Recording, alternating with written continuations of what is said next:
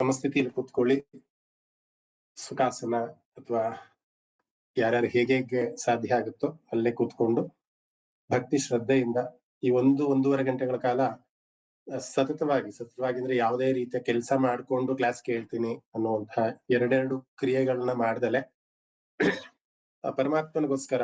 ಯಾಕಂದ್ರೆ ಇದೊಂದು 1-1.5 ಗಂಟೆ ಕ್ಲಾಸ್ ನಡೆಯೋದಕ್ಕೂ ಕೂಡ ಬಹಳಷ್ಟು ಅಧ್ಯಯನ ಮತ್ತೆ ರಿಸರ್ಚ್ ನಾನ್ ಮಾಡಿರ್ತೀನಿ. ನಾನು ಅದು ಬಹಳ ಪ್ರಾಮಾಣಿಕವಾಗಿ ಒಪ್ಕೊಂತಾ ಇದ್ದೀನಿ. ಬಹಳಷ್ಟು ಬುಕ್ಸ್ ಗಳನ್ನ ಓದಿರ್ತೀನಿ ಅಥವಾ ಬೇರೆ ಇದೆಲ್ಲ ಮಾಡಿರ್ತೀನಿ. ಅದೆಲ್ಲವೂ ಕೂಡ ಒಂದು ಕನ್ಸೈಸ್ ಆಗಿ ನಿಮ್ಗೆ ಈ 1-1.5 ಗಂಟೆಗಳಲ್ಲಿ ಸಿಗ್ತಾ ಇದೆ. ಸೊ ಅದನ್ನ ನೀವು ಗ್ರಹಿಸ್ಬೇಕು ಅಥವಾ ಅದನ್ನ ನೀವು ತಗೊಬೇಕು ಅಂದಾಗ ಅದು ನಿಮಗೆ ತುಂಬಾ ಅಡ್ವಾಂಟೇಜ್ ಆಗುವಂತ, ತುಂಬಾ ಅಂದ್ರೆ ರೆಡಿಮೇಡ್ ಕಾಂಪ್ಯಾಕ್ಟ್ ಆಗಿ ಸಿಗುವಂತಹ ಒಂದು ವ್ಯವಸ್ಥೆ ನಿಮ್ಮೆಲ್ಲರೂ ಕೂಡ ಪರಮಾತ್ಮ ಮಾಡ್ಕೊಟ್ಟಿದ್ದಾನೆ. ಅದಕ್ಕೋಸ್ಕರ ಎಲ್ಲೋ ಬೇರೆ ಕೆಲಸ ಮಾಡ್ತಾ ಅಥವಾ ಬೇರೆ ಇನ್ನೋನೋ ಇದನ್ನ ಮಾಡ್ತಾ ಇದನ್ನ ಕೇಳಿಸ್ಕೊಂಡು ಎಲ್ಲೋ ಒಂದ್ ಕಡೆ ಮಿಸ್ ಆಗ್ತಿರೋ ಒಂದು ಕತೆ ಇರ್ಬೋದು, ಅಥವಾ ಭಗವಂತನ ನಾಮ ಇರ್ಬೋದು, ಅಥವಾ ಗೀತೆಯ ಒಂದು ಸಾರ ಇರ್ಬೋದು, ಎಲ್ಲವನ್ನೂ ಕೂಡ ಮಿಸ್ ಮಾಡ್ಕೊಬಾರ್ದು ನೀವು ಅನ್ನುವಂತಹ ಒಂದು ದೃಷ್ಟಿಯಿಂದ ಈ 1-1.5 ಗಂಟೆಗಳ ಕಾಲ 4ರಿಂದ 5 ಪರಮಾತ್ಮನಿಗೋಸ್ಕರನೇ ಈ ಸಮಯವನ್ನ ಮೀಸಲಿಡ್ತೀನಿ. ಯಾಕಂದ್ರೆ ಇಲ್ಲಿ ಆಯ್ಕೊಂಡ್ ಕಥೆಗಳೆಲ್ಲವೂ ಕೂಡ ನೈಜ ಘಟನೆಗಳು, ಯಾವುದು ಕೂಡ ಇಲ್ಲಿ ಕಾಲ್ಪನಿಕವಾದದ್ದು ಅಂತ ಯಾವುದು ಇಲ್ಲ. ರಾಮಾಯಣ ಮಹಾಭಾರತದಿಂದ ಅಥವಾ ಭಾಗವತದಿಂದ ಆಯ್ದಂತಹ ಕಥೆಗಳನ್ನೇ ನಾವು ಇಲ್ಲಿ ವಿಷ್ಣು ಸಹಸ್ರನಾಮದಲ್ಲಿ ಹೇಳ್ತಾ ಇರೋದ್ರಿಂದ ಅದರ ಪ್ರಯೋಜನ ಎಲ್ಲರಿಗೂ ಕೂಡ ಸಿಗಬೇಕು ಅನ್ನೋ ಒಂದು ದೃಷ್ಟಿಯಿಂದ ದಯವಿಟ್ಟು ಸಾಧ್ಯ ಆದ್ರೆ ವಿಡಿಯೋಗಳನ್ನ ಆನ್ ಮಾಡ್ಕೊಂಡು, ಯಾಕಂದ್ರೆ ನನಗೂ ಆಗ್ಲೇ ಹೇಳಿದಾಗೆ ಉತ್ತೇಜನ ಆಗುತ್ತೆ. ನಾನು ಇನ್ನೊಬ್ಬರನ್ನ ನೋಡಿ ಮಾತಾಡ್ತಾ ಇದ್ದೀನಿ ಅನ್ನೋ ಭಾವ ನನಗೂ ಕೂಡ ಆಗುತ್ತೆ. ನೀವು ವಿಡಿಯೋ ಆನ್ ಮಾಡಿದ್ರೆ ನಿಮ್ಗೂ ಒಂದು ಕಾನ್ಶಿಯಸ್ನೆಸ್ ಇರುತ್ತೆ, ಓಕೆ ನಾನು ದಿನೇಶ್ ಮಹೋದಯ ಜೊತೆ ಸಂಭಾಷಣೆಯಲ್ಲಿ ಇದ್ದೀನಿ ಅಂತ. ಸೊ ಹಾಗೆ ಈ ತರಗತಿಯನ್ನ ಶುರು ಮಾಡೋಣ. ಎಲ್ಲರೂ ಸಮಸ್ಥಿತಿಯಲ್ಲಿ ಕೂತ್ಕೊಳ್ಳಿ, ಕೈಗಳನ್ನ ಜೋಡಿಸ್ಕೊಳ್ಳಿ, 3 ಬಾರಿ ಓಂಕಾರವನ್ನ ಮಾಡೋಣ. ನನ್ನ ಧ್ವನಿ ಎಲ್ಲರೂ ಕೂಡ ಸ್ಪಷ್ಟವಾಗಿ ಕೇಳಿಸ್ತಾ ಇದೆ ಅಲ್ವಾ? ಯಾವುದೇ ತರ ನೆಟ್ವರ್ಕ್ ಪ್ರಾಬ್ಲಮ್ ಏನಿಲ್ಲ ಅಲ್ವಾ? ನನ್ನ ವಿಡಿಯೋ ಮತ್ತೆ ಆಡಿಯೋ ಎರಡು ಕೇಳಿಸ್ತಾ ಇದೆ ಅಲ್ವಾ? ಎಲ್ಲ ಚೆನ್ನಾಗಿ ಕೇಳಿಸ್ತಾ ಇದೆ ಮಹೋದಯ. ಆಗ್ಲಿ. 3 ಬಾರಿ ಓಂಕಾರವನ್ನ ಮಾಡೋಣ.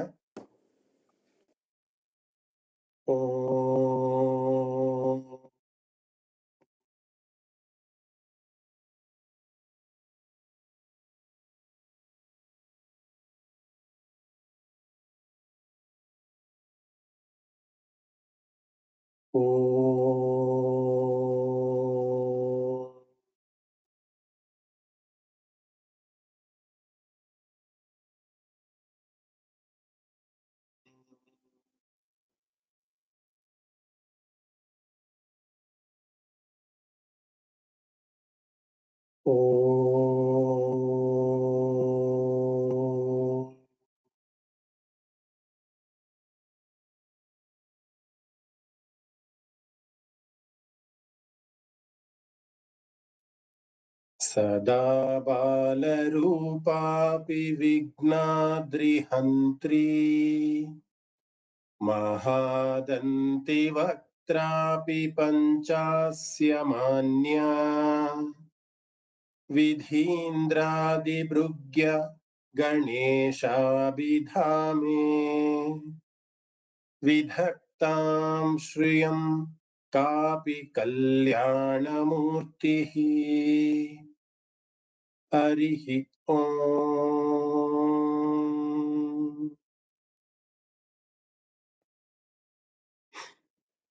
ಎಲ್ಲರಿಗೂ ನಮಸ್ಕಾರ. ಇವತ್ತಿನ ದಿನ ನಾವು ಮೊದಲಿಗೆ ವಿಷ್ಣು ಸಹಸ್ರನಾಮದ ಒಂದಿಷ್ಟು ನಾಮಗಳನ್ನ, 2-3 ನಾಮಗಳನ್ನ ನೋಡಿ ನಂತರ ಭಗವದ್ಗೀತೆಯ 4ನೇ ಅಧ್ಯಾಯದ ಸಾರಾಂಶವನ್ನ ತಿಳಿದುಕೊಳ್ಳುವಂತಹ ಒಂದು ಪ್ರಯತ್ನವನ್ನು ಮಾಡೋಣ. ಜ್ಞಾನ ಕರ್ಮ ಸನ್ಯಾಸ ಯೋಗ ಇವತ್ತಿನ ಒಂದು ಭಗವದ್ಗೀತೆಯ ಒಂದು ಅಧ್ಯಾಯದ ಸಾರಾಂಶ.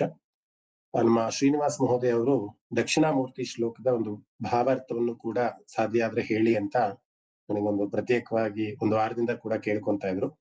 ಈಗ ಆಲ್ರೆಡಿ ಈ ವಾರದಿಂದ ಹೇಮಾ ಭಗಿನಿ ದಕ್ಷಿಣಾಮೂರ್ತಿ ಶ್ಲೋಕವನ್ನ ನಿಮ್ಮೆಲ್ಲರೂ ಕೂಡ ಹೇಳ್ಕೊಡ್ತಾ ಇದ್ದಾರೆ. ಅದರ ಅರ್ಥವನ್ನು ಕೂಡ ತಿಳ್ಕೊಳ್ಳುವಂತಹ ಒಂದು ಪ್ರಯತ್ನವನ್ನ ಸಾಧ್ಯ ಆದ್ರೆ ಈ ಕ್ಲಾಸಿನ ಕೊನೆಯಲ್ಲಿ ಮಾಡೋಣ. 4ರಿಂದ 5 ಗಂಟೆ ತನಕನೂ ಕೂಡ ವಿಷ್ಣು ಸಹಸ್ರನಾಮವನ್ನು ಮಾಡಿ 5ರಿಂದ 5:15 ಅಥವಾ 5:45 ತನಕನೂ ಕೂಡ ನಾವು ಭಗವದ್ಗೀತೆ ಮತ್ತೆ ದಕ್ಷಿಣಾಮೂರ್ತಿ ಶ್ಲೋಕದ ಅರ್ಥವನ್ನ ತಿಳ್ಕೊಳ್ಳೋದಕ್ಕೆ ಇವತ್ತು ಪ್ರಯತ್ನ ಮಾಡೋಣ. ಸೊ ಯಾರು ಕೂಡ ನಿದ್ರೆಗೆ ಜಾರಬೇಡಿ. ಕತೆಗಳನ್ನ ಹೇಳ್ತಾ ಹೇಳ್ತಾ ಸಾಮಾನ್ಯವಾಗಿ ನಿದ್ದೆ ಬರುವಂತದ್ದು ಸರ್ವೇ ಸಾಮಾನ್ಯ. ಅದು ನಿಮ್ಮ ತಪ್ಪಲ್ಲ, ನಮ್ಮ ಇಂದ್ರಿಯಗಳು ಆ ರೀತಿ ಇದ್ ಮಾಡುತ್ತೆ. ಅದಕ್ಕೆ ಆಗಿನ ಕಾಲದಲ್ಲಿ ಅಜ್ಜಿ ಕತೆ ಹೇಳೋರಂತೆ, ಯಾಕಂದ್ರೆ ಮಕ್ಕಳು ಮಲ್ಕೊಳ್ಳಿ ಅಂತ. ಸೊ ಈಗ ನಾ ಪ್ರತಿ ಶನಿವಾರ ಬಂದ್ರೆ ನಿಮ್ಗೆಲ್ಲರಿಗೂ ಕೂಡ ವಿಷ್ಣು ಸಹಸ್ರನಾಮದ ಭಾಗವತ ಕತೆಗಳನ್ನ ಹೇಳಿ ಹೇಳಿ ಎಲ್ಲಿ ಮಲಗಿಸ್ತೀನೋ ಅನ್ನುವಂತ ಭಾವ ನನಗೆ. ಆಗ್ಲಿ, ನಾವು ಸೂಕ್ಷ್ಮ ಮನಸ್ಸು ನಿದ್ರೆ ಆಗುತ್ತೆ ಎಲ್ರಿಗೂ ಕತೆ ಕೇಳಿದ್ರೆ. ಸೂಕ್ಷ್ಮ ಮನಸ್ಸಲ್ಲಿ ಮತ್ತೆ ಜಾಗೃತ ಮನಸ್ಸಲ್ಲಿ ಎಲ್ಲರೂ ಕೂಡ ಪ್ರಜ್ಞಾವಂತರಾಗಿ ಜಾಗೃತರಾಗಿ ನಾವು ಇರೋಣ. ಭಗವಂತನ ನಾಮವನ್ನ ನಾವು ಇಲ್ಲಿ ಕಲಿತಾ ಇರೋದು. ಅಪರೂಪದ ಕತೆಗಳು ಹೇಳ್ತೀರಾ, ಹಾಗಾಗಿ ನಮ್ಗೆ ನಿದ್ದೆ ಬರಲ್ಲ, ಯಾಕೆಂದ್ರೆ ಅದು ಗೊತ್ತಿರಲ್ಲ. ಸೊ ನಾವು ಕಳೆದ ಕ್ಲಾಸ್ ನಲ್ಲಿ 23ನೇ ಶ್ಲೋಕವನ್ನ ಪ್ರಾರಂಭ ಮಾಡಿದ್ವಿ. ಗುರು ಮತ್ತೆ ಗುರುತಮಃ ಅನ್ನುವಂತಹ ಒಂದು ವಿಷ್ಣುವಿನ ನಾಮದ ಬಗ್ಗೆ ಅರ್ಥೈಸ್ಕೊಂಡು ಒಂದು ಗುರು ಶಿಷ್ಯರ ಒಂದು ಕಥೆಯನ್ನ ಉದಾಹರಣೆಯಾಗಿ ತಗೊಂಡು ಈ ಗುರು ಮತ್ತೆ ಗುರುತಮಃ ಅನ್ನುವಂತಹ ಒಂದು ನಾಮದ ಒಂದು ಅರ್ಥವನ್ನ ನಾವು ತಿಳ್ಕೊಂಡಿದ್ವಿ. ಅಂದ್ರೆ ಶ್ರೀಮನ್ ನಾರಾಯಣ ಇಲ್ಲಿ ಎಲ್ಲರಿಗೂ ಕೂಡ ಗುರು ಆಗಿದ್ದಾನೆ. ಗುರು ಅಂತ ಅಂದ್ರೆ ಗು ಅಂತ ಅಂದ್ರೆ ಅಂಧಕಾರ ಅನ್ನುವಂತಹ ಒಂದು ಇದು, ರು ಅಂತ ಅಂದ್ರೆ ಅಂಧಕಾರವನ್ನ ಹೋಗಲಾಡಿಸುವಂತಹ ಶಕ್ತಿ ಪರಮಾತ್ಮನಲ್ಲಿದೆ. ಅದಕ್ಕೋಸ್ಕರ ನಾವು ವಿಷ್ಣುವನ್ನ ಶ್ರೀಮನ್ ನಾರಾಯಣನ ಗುರುಹು ಅನ್ನತ್ತೆ. ಗುರುತಮಃ ತಮಃ ಅಂತ ಏನಕ್ಕೆ ಸೇರಿಸ್ತೀವಿ ಅಂತ ಅಂದ್ರೆ ಅತ್ಯುನ್ನತವಾದದ್ದು ಅಥವಾ ಬಹಳ ಉನ್ನತವಾದದ್ದು ಅನ್ನುವಂತಹ ಒಂದು ಕ್ರಿಯೆಯನ್ನ ಹೇಳ್ಬೇಕಂದ್ರೆ ಸಾಮಾನ್ಯವಾಗಿ ಸಂಸ್ಕೃತದಲ್ಲಿ ತಮಃ ಅಂತ ನಾವು ಆಡ್ ಮಾಡ್ತೀವಿ. ಸೊ ಇಲ್ಲಿ ಗುರುತಮಃ ಅಂತ ಅಂದ್ರೆ ಬಹಳ ಅತ್ಯುನ್ನತವಾದಂತಹ ಪದವಿಯಲ್ಲಿ ಇರುವಂತಹ ಅಥವಾ ಅತ್ಯುನ್ನತವಾದಂತಹ ಬೋಧಕನಾಗಿ ಅಥವಾ ಅಂಧಕಾರವನ್ನ ಹೋಗಲಾಡಿಸುವಂತಹ ಪ್ರಭುವಾಗಿ ನಮಗೆ ಕಾಣಿಸ್ಕೊಂತಾನೆ ಅನ್ನುವಂತಹ ಒಂದು ಅರ್ಥದಲ್ಲಿ ನಾವು ಗುರು ಮತ್ತೆ ಗುರುತಮಃ ಅನ್ನುವಂತಹ ಎರಡು ನಾಮಗಳನ್ನ ನಾವು ನೋಡಿದ್ವಿ. ಇನ್ನ ಇವತ್ತು ಧಾಮ ಅನ್ನುವಂತಹ ವಿಷ್ಣುವಿನ ನಾಮದ ಅರ್ಥೈಸ್ಕೊಳ್ಳೋಣ. ಸಾಮಾನ್ಯವಾಗಿ ನಮ್ಗೆ ಕನ್ನಡದಲ್ಲೂ ಕೂಡ ಧಾಮ ಅಂತ ಅಂದ್ರೆ ವಾಸಸ್ಥಾನ ಅನ್ನೋದು ಅರ್ಥ ಬರುತ್ತೆ. ಅಂದ್ರೆ ವಾಸಿಸುವ ಸ್ಥಳ ಅಥವಾ ಸರ್ವೋಚ್ಚವಾದಂತಹ ಕಾಂತಿಯನ್ನ ಅಥವಾ ಪಾಸಿಟಿವ್ ವೈಬ್ಸ್ ಇರುವಂತಹ ಒಂದು ಜಾಗ ಅನ್ನೋದನ್ನು ಕೂಡ ಹೇಳ್ತಾರೆ. ಅಥವಾ ಬಹಳ ಅಪೇಕ್ಷಿತವಾದಂತಹ ವಸ್ತು ಅಥವಾ ಕ್ರಿಯೆಗಳು ಅಥವಾ ಯಜ್ಞಗಳು, ಹವನಗಳು, ಹೋಮಗಳು ನಡೆಯುವಂತಹ ಜಾಗಕ್ಕೆ ನಾವು ಧಾಮ ಅಂತ ಕರಿತೀವಿ. ಪುಣ್ಯಧಾಮ ಅಂತಾನೂ ಕೂಡ ಸಮಾಜ ನಾವು ಹೇಳ್ತೀವಿ. ನಾವು ಪ್ರವಾಸದಲ್ಲಿ 4 ಧಾಮ್ ಅಂತ ಕೇಳಿರ್ತೀವಿ. ಅಕ್ಷರಶಃ 4 ವಾಸಸ್ಥಳಗಳು ಅಥವಾ 4 ನೋಡಲೇಬೇಕಾದಂತಹ ಹಿಂದೂ ಸಂಪ್ರದಾಯದಲ್ಲಿ ನೋಡಲೇಬೇಕಾದಂತಹ 4 ಯಾತ್ರಾ ಸ್ಥಳಗಳು ಅಂತ. ಅದು ದ್ವಾರಕೆ, ರಾಮೇಶ್ವರಂ, ಮತ್ತೆ ಪೂರಿ ಜಗನ್ನಾಥ, ಮತ್ತೆ ಬದ್ರಿನಾಥ. ಈ 4 ಕೂಡ 4 ಧಾಮ್ ಅಂತ ಉಲ್ಲೇಖ ಮಾಡ್ತಾರೆ. ನಮ್ಮ ಜೀವಿತ ಅವಧಿಯಲ್ಲಿ ಈ 4 ಯಾತ್ರಾ ಸ್ಥಳಗಳನ್ನ, ಧಾಮವನ್ನ ನಾವು ನೋಡೇ ಬರ್ಬೇಕು. ಯಾಕೆಂದ್ರೆ ಪರಮಾತ್ಮ ಹೆಸರೇ ಧಾಮ ಅಂತ, ಅಂದ್ರೆ ವಾಸಸ್ಥಾನ, ಅವನು ಅಲ್ಲಿ ನೆಲೆಸಿರ್ತಾನೆ ಅಂತಾನೆ ತಗೊಂಡು. ಸೊ ಈಗ ಅರ್ಥವನ್ನ ತಿಳ್ಕೊಂಡ್ವಿ. ಧಾಮ ಅಂತಂದ್ರೆ ಯಾವುದು, ಎಲ್ಲಿ ಅವನ್ ನೆಲೆಸಿರ್ತಾನೋ ಅಥವಾ ಎಲ್ಲಿ ಅವನ ಸ್ಥಳ ಇರುತ್ತೆ. ನಿರ್ಜಾ ಬಗ್ಗೆ ಅನ್ಮ್ಯೂಟ್ ಮಾಡ್ಕೊಳ್ಳಿ, ಸಾರಿ ಮ್ಯೂಟ್ ಮಾಡ್ಕೊಳ್ಳಿ. ಸೊ ನಿವಾಸದ ಸ್ಥಳ, ಎಲ್ಲಿ ಪರಮಾತ್ಮನು ವಾಸವಾಗಿರ್ತಾನೋ ಅದಕ್ಕೆ ಧಾಮ ಅಂತ ಕರೀತಾರೆ ಅನ್ನೋದನ್ನ ನಾವು ಅರ್ಥೈಸ್ಕೊಂಡ್ವಿ. ಒಂದು ಕಥೆಯ ಮುಖಾಂತರ ನಾವು ಈ ಒಂದು ನಾಮವನ್ನ ಇನ್ನೂ ಚೆನ್ನಾಗಿ ಅರ್ಥ ಮಾಡ್ಕೊಂತೀವಿ ಅಂತಂದ್ರೆ, ನಾವು ಸಾಮಾನ್ಯವಾಗಿ ತೀರ್ಥಕ್ಷೇತ್ರಗಳು ಅಂತ ಹೇಳ್ತೀವಿ. ಯಾಕೆ ತೀರ್ಥಕ್ಷೇತ್ರಗಳು ಅಂತ ಹೇಳ್ತೀವಿ ಅಂತಂದ್ರೆ, ಆ ಒಂದು ತೀರ್ಥದಲ್ಲಿ ಅಥವಾ ಗಂಗೆ, ತುಂಗೆ, ಗೋದಾವರಿ ಈ ರೀತಿಯಾದ ಪವಿತ್ರವಾದಂತಹ ಸ್ಥಳಗಳಲ್ಲಿ ಹೋಗಿ ನಾವು ಮಿಂದು ಅಂದ್ರೆ ಸ್ನಾನವನ್ನ ಮಾಡಿ ಆ ಧಾಮದಲ್ಲಿ ನಾವು ಸ್ವಲ್ಪ ಹೊತ್ತು ಇದ್ದು ಪರಮಾತ್ಮನ ದರ್ಶನವನ್ನ ಮಾಡಿ ಬಂದ್ರೆ ಬಹಳ ನಮ್ಮ ಮಾಡಿದಂತಹ ಎಲ್ಲಾ ಪಾಪಗಳೆಲ್ಲ ಹೋಗ್ತವೆ ಅನ್ನೋದು ಶಾಸ್ತ್ರದಲ್ಲೂ ಕೂಡ ಉಲ್ಲೇಖ ಇದೆ. ಯಾಕೆಂದ್ರೆ ಗಂಗೆಗೆ ಅಥವಾ ನೀರಿಗೆ ಇರುವಂತಹ ಒಂದು ಶಕ್ತಿ ಅದಾಗಿದೆ. ಯಾಕೆಂದ್ರೆ ಮತ್ತೆ ಅಗತ್ಸ್ಯರ ಕಥೆ ಎಲ್ಲ ನಾವೆಲ್ಲ ಹಿಂದಿನ ನಾಮದಲ್ಲಿ ಹೇಳಿರ್ತೀನಿ ಅಂತ ಭಾವಿಸ್ತೀನಿ. ಅಗತ್ಸ್ಯರ ಕತೆ, ಕಾವೇರಿ, ಅಗತ್ಸ್ಯರ ಹೆಂಡತಿ ಕಾವೇರಿ ಹರಿದು ಬರ್ತಾಳೆ. ಇನ್ನೊಂದು ನಾಮದಲ್ಲಿ ಬೇಕಾದ್ರೆ ಅದನ್ನೂ ದೀರ್ಘವಾಗಿ ಅದರ ಕಥೆಯನ್ನ ಹೇಳ್ತೀನಿ. ಆಗ ಅಗತ್ಸ್ಯ ಮಹಾ ಋಷಿಗಳು ತನ್ನ ಹೆಂಡತಿಯಾದಂತಹ ಕಾವೇರಿಗೆ ಒಂದು ವರವನ್ನ ಕೊಡ್ತಾನೆ. ನೀನ್ ಎಲ್ಲೆಲ್ಲಿ ಹರಿದು ಹೋಗ್ತೀಯೋ, ಎಲ್ಲೆಲ್ಲಿ ಭಕ್ತರು ನಿನ್ನನ್ನ ಮಿಂಚ್ತಾರೋ ಅಂಥವರಿಗೆ ನಿನ್ನ ಪಾಪಗಳೆಲ್ಲವೂ ಕೂಡ ಶಮನ ಆಗ್ಲಿ, ಅವರ ಪಾಪಗಳೆಲ್ಲವೂ ಕೂಡ ಹೋಗ್ಲಿ ಅಂತ. ಆದ್ರೆ ವಾಸ್ತವವಾಗಿ ಆ ರೀತಿ ಅಲ್ಲ. ಅಂದ್ರೆ ನಾವೆಲ್ಲ ಅನ್ಕೊಂಡ್ಬಿಡ್ತೀವಿ, ಹೋಗ್ಬಿಟ್ಟಲ್ಲಿ ಪುಣ್ಯಕ್ಷೇತ್ರಗಳಲ್ಲಿ ಸ್ನಾನ ಮಾಡ್ಬಿಟ್ರೆ ಮಾಡಿರೋ ಪಾಪ ಎಲ್ಲ ಹೋಯ್ತು ಅಂತ. ಅಂದ್ರೆ ಆಂತರಿಕವಾಗಿ ಒಂದು ನೆಮ್ಮದಿ ಸಿಗತ್ತೆ ಅನ್ನೋದು ಮಾತ್ರ ವಾಸ್ತವ. ಆದ್ರೆ ಮಾಡಿರುವಂತಹ ಪಾಪವನ್ನ ನಾವು ತೀರಿಸಿಯೇ ಕಳಿಬೇಕು. ಸೊ ಒಂದು ಕಥೆಯ ಮುಖಾಂತರ ಈ ಧಾಮ ಅನ್ನುವಂಥ ನಾಮವನ್ನ ಅರ್ಥೈಸ್ಕೊಳ್ಳೋದಾದ್ರೆ, ಏಕನಾಥ ಅನ್ನುವಂಥ ಒಬ್ಬ ಸಂತನ ಪರಿಚಯ ನಮ್ಮೆಲ್ಲರೂ ಕೂಡ ಇದೆ. ಸಾಮಾನ್ಯವಾಗಿ ಅವರ ಕಥೆಗಳನ್ನ ನಾವು ಕೇಳಿರ್ತೀವಿ, ಏಕನಾಥ ಅಂತ. ಏಕನಾಥ ಅನ್ನುವಂತಹ ಒಬ್ಬ ಋಷಿ ಪ್ರತಿಷ್ಠಾನಪುರ ಅಂತ ಒಂದು ಊರು, ಈಗ ಪಾಟ್ನಾ ಅಂತ ಕರೀತಾರೆ. ಮುಂಚೆ ಅದನ್ನ ಪ್ರತಿಷ್ಠಾನಪುರ ಅಂತ ಕರೆಯೋರು, ಇವಾಗ ಅದು ಪಾಟ್ನಾ ಅಂತ ಆಗಿದೆ. ಆ ಒಂದು ಕ್ಷೇತ್ರದಲ್ಲಿ ಆ ನರ್ಮದಾ ನದಿ ಹರಿಯತ್ತೆ. ಆ ನರ್ಮದಾ ನದಿಯಲ್ಲಿ ಆ ಏಕನಾಥ ಅನ್ನೋರು ಪ್ರತಿದಿನ ಹೋಗಿ ಆ ನರ್ಮದಾ ನದಿಯಲ್ಲಿ ಸ್ನಾನವನ್ನ ಮಾಡಿ ಸಾತ್ವಿಕವಾಗಿ ಎಲ್ಲಾ ಪೂಜಾ ಪುನಸ್ಕಾರಗಳೆಲ್ಲವೂ ಕೂಡ ಮಾಡಿ ದೇವರ ದರ್ಶನವನ್ನು ಮಾಡಿ ಬರುವಂತದ್ದು ಅವರ ದಿನನಿತ್ಯದ ಒಂದು ಕಾಯಕ ಆಗಿರುತ್ತೆ. ಅವ್ರು ಎಷ್ಟು ಸಾತ್ವಿಕರು ಅಂತ ಅಂದ್ರೆ, ಅವ್ರಿಗೆ ಒಂದು ಸ್ವಲ್ಪವೂ ಕೂಡ ಕೋಪ ಅನ್ನೋದು ಬರೋದೇ ಇಲ್ಲ. ಅವರ ಸುತ್ತಮುತ್ತಲಿನ ಎಲ್ಲರೂ ಕೂಡ ಅವ್ರು ನೋಡಿರ್ತಾರೆ ಅಂದ್ರೆ, ಯಾವತ್ತೂ ಏಕನಾಥರಿಗೆ ಸ್ವಲ್ಪವೂ ಕೂಡ ಎಷ್ಟೇ ನಾವು ಅವರಿಗೆ ಕೆಡುಕನ್ನ ಮಾಡಿದ್ರು ಕೂಡ ಅವ್ರಿಗೆ ಕೋಪ ಅನ್ನೋದೇ ಬರೋಲ್ಲ. ಎಷ್ಟೇ ಬೈದ್ರು ಕೂಡ ಕೋಪ ಅನ್ನೋದೇ ಬರೋಲ್ಲ. ಅಂತಹ ಒಂದು ಸಾತ್ವಿಕ ಮನೋಭಾವವನ್ನ ಏಕನಾಥರು ಹೊಂದಿರ್ತಾರಂತೆ. ಅದೇ ಪ್ರಾಂತ್ಯದ ಇನ್ನೊಬ್ಬ ಯುವಕ ಹೇಗಾದ್ರೂ ಮಾಡಿ ಏಕನಾಥರನ್ನ ನಾನು ಕೋಪ ಬರೋ ಹಾಗೆ ಮಾಡ್ಬೇಕು ಅಂತ ಡಿಸೈಡ್ ಮಾಡಿ ಏನ್ ಮಾಡ್ತಾನಂತೆ, ಅವತ್ತಿನ ದಿನ ಬೆಳಿಗ್ಗೆ ಏಕನಾಥರು ಯಥಾ ರೀತಿ ನರ್ಮದಾ ನದಿಗೆ ಹೋಗ್ತಾರೆ ಸ್ನಾನಕ್ಕೆ ಅಂತ. ಸ್ನಾನದಲ್ಲಿ ಮಿಂದು ಶುಚಿಯಾಗಿ ಹೊರಗಡೆ ಬರ್ತಾರಂತೆ.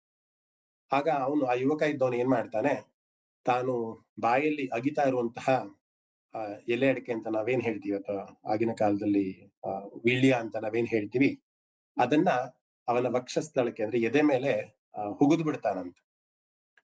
ಸಾಮಾನ್ಯವಾಗಿ ಯಾರಾದ್ರೂ ನಮಗೆ ಹುಗಿದ್ರೆ ಅಥವಾ ಆ ರೀತಿ ಒಂದು ಪ್ರಸಂಗ ಆದ್ರೆ ಮೊದಲು ನಮ್ಗೆ ಕೋಪ ಬರುತ್ತೆ, ಬಹಳ ಕೋಪ ಬರುತ್ತೆ ಅಲ್ವಾ. ಈ ರೀತಿ ಮಾಡ್ಬೋದಾ, ನನಗೆ ಇವಾಗ ತಾನೇ ಸ್ನಾನ ಮಾಡ್ಕೊಂಡು ಶುಚಿರ್ಭೂತನಾಗಿ ಬರ್ತಾ ಇದ್ದೀನಿ, ಇಂತಹ ಸಮಯದಲ್ಲಿ ಈ ರೀತಿ ಮಾಡ್ಬೋದಾ ಅಂತ ಸಾಮಾನ್ಯವಾಗಿ ಕೋಪ ಬರುತ್ತೆ. ಆದ್ರೆ ಏಕನಾಥರಿಗೆ ಸ್ವಲ್ಪವೂ ಕೂಡ ಕೋಪ ಬರ್ಲಿಲ್ಲ ಅಂತ. ಅವ್ರು ಹೋಗಿ ಮತ್ತೆ ಸ್ನಾನ ಮಾಡ್ಕೊಂಡು ಮತ್ತೆ ಬಂದ್ರಂತ.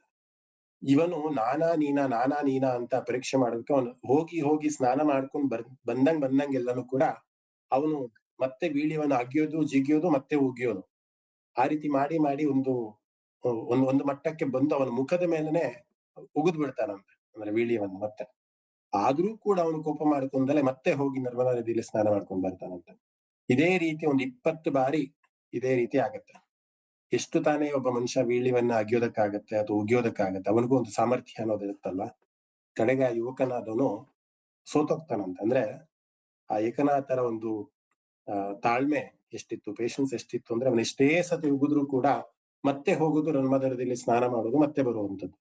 ಅವನ ಉದ್ದೇಶ, ನಾನು ಕೋಪಿಸ್ಕೊಂಡ್ಬಾರ್ದು, ಯಾವುದೋ ಒಂದು ಕ್ರಿಯೆ ಏನೋ ನಡೀತಾ ಇದೆ, ಅದಕ್ಕೆ ಏನೋ ಒಂದು ಕಾರಣ ಇದೆ ಅನ್ನುವಂತಹ ಒಂದು ಅರ್ಥದಲ್ಲಿ ಅವನು ಬರ್ತಾ ಇರ್ತಾನೆ.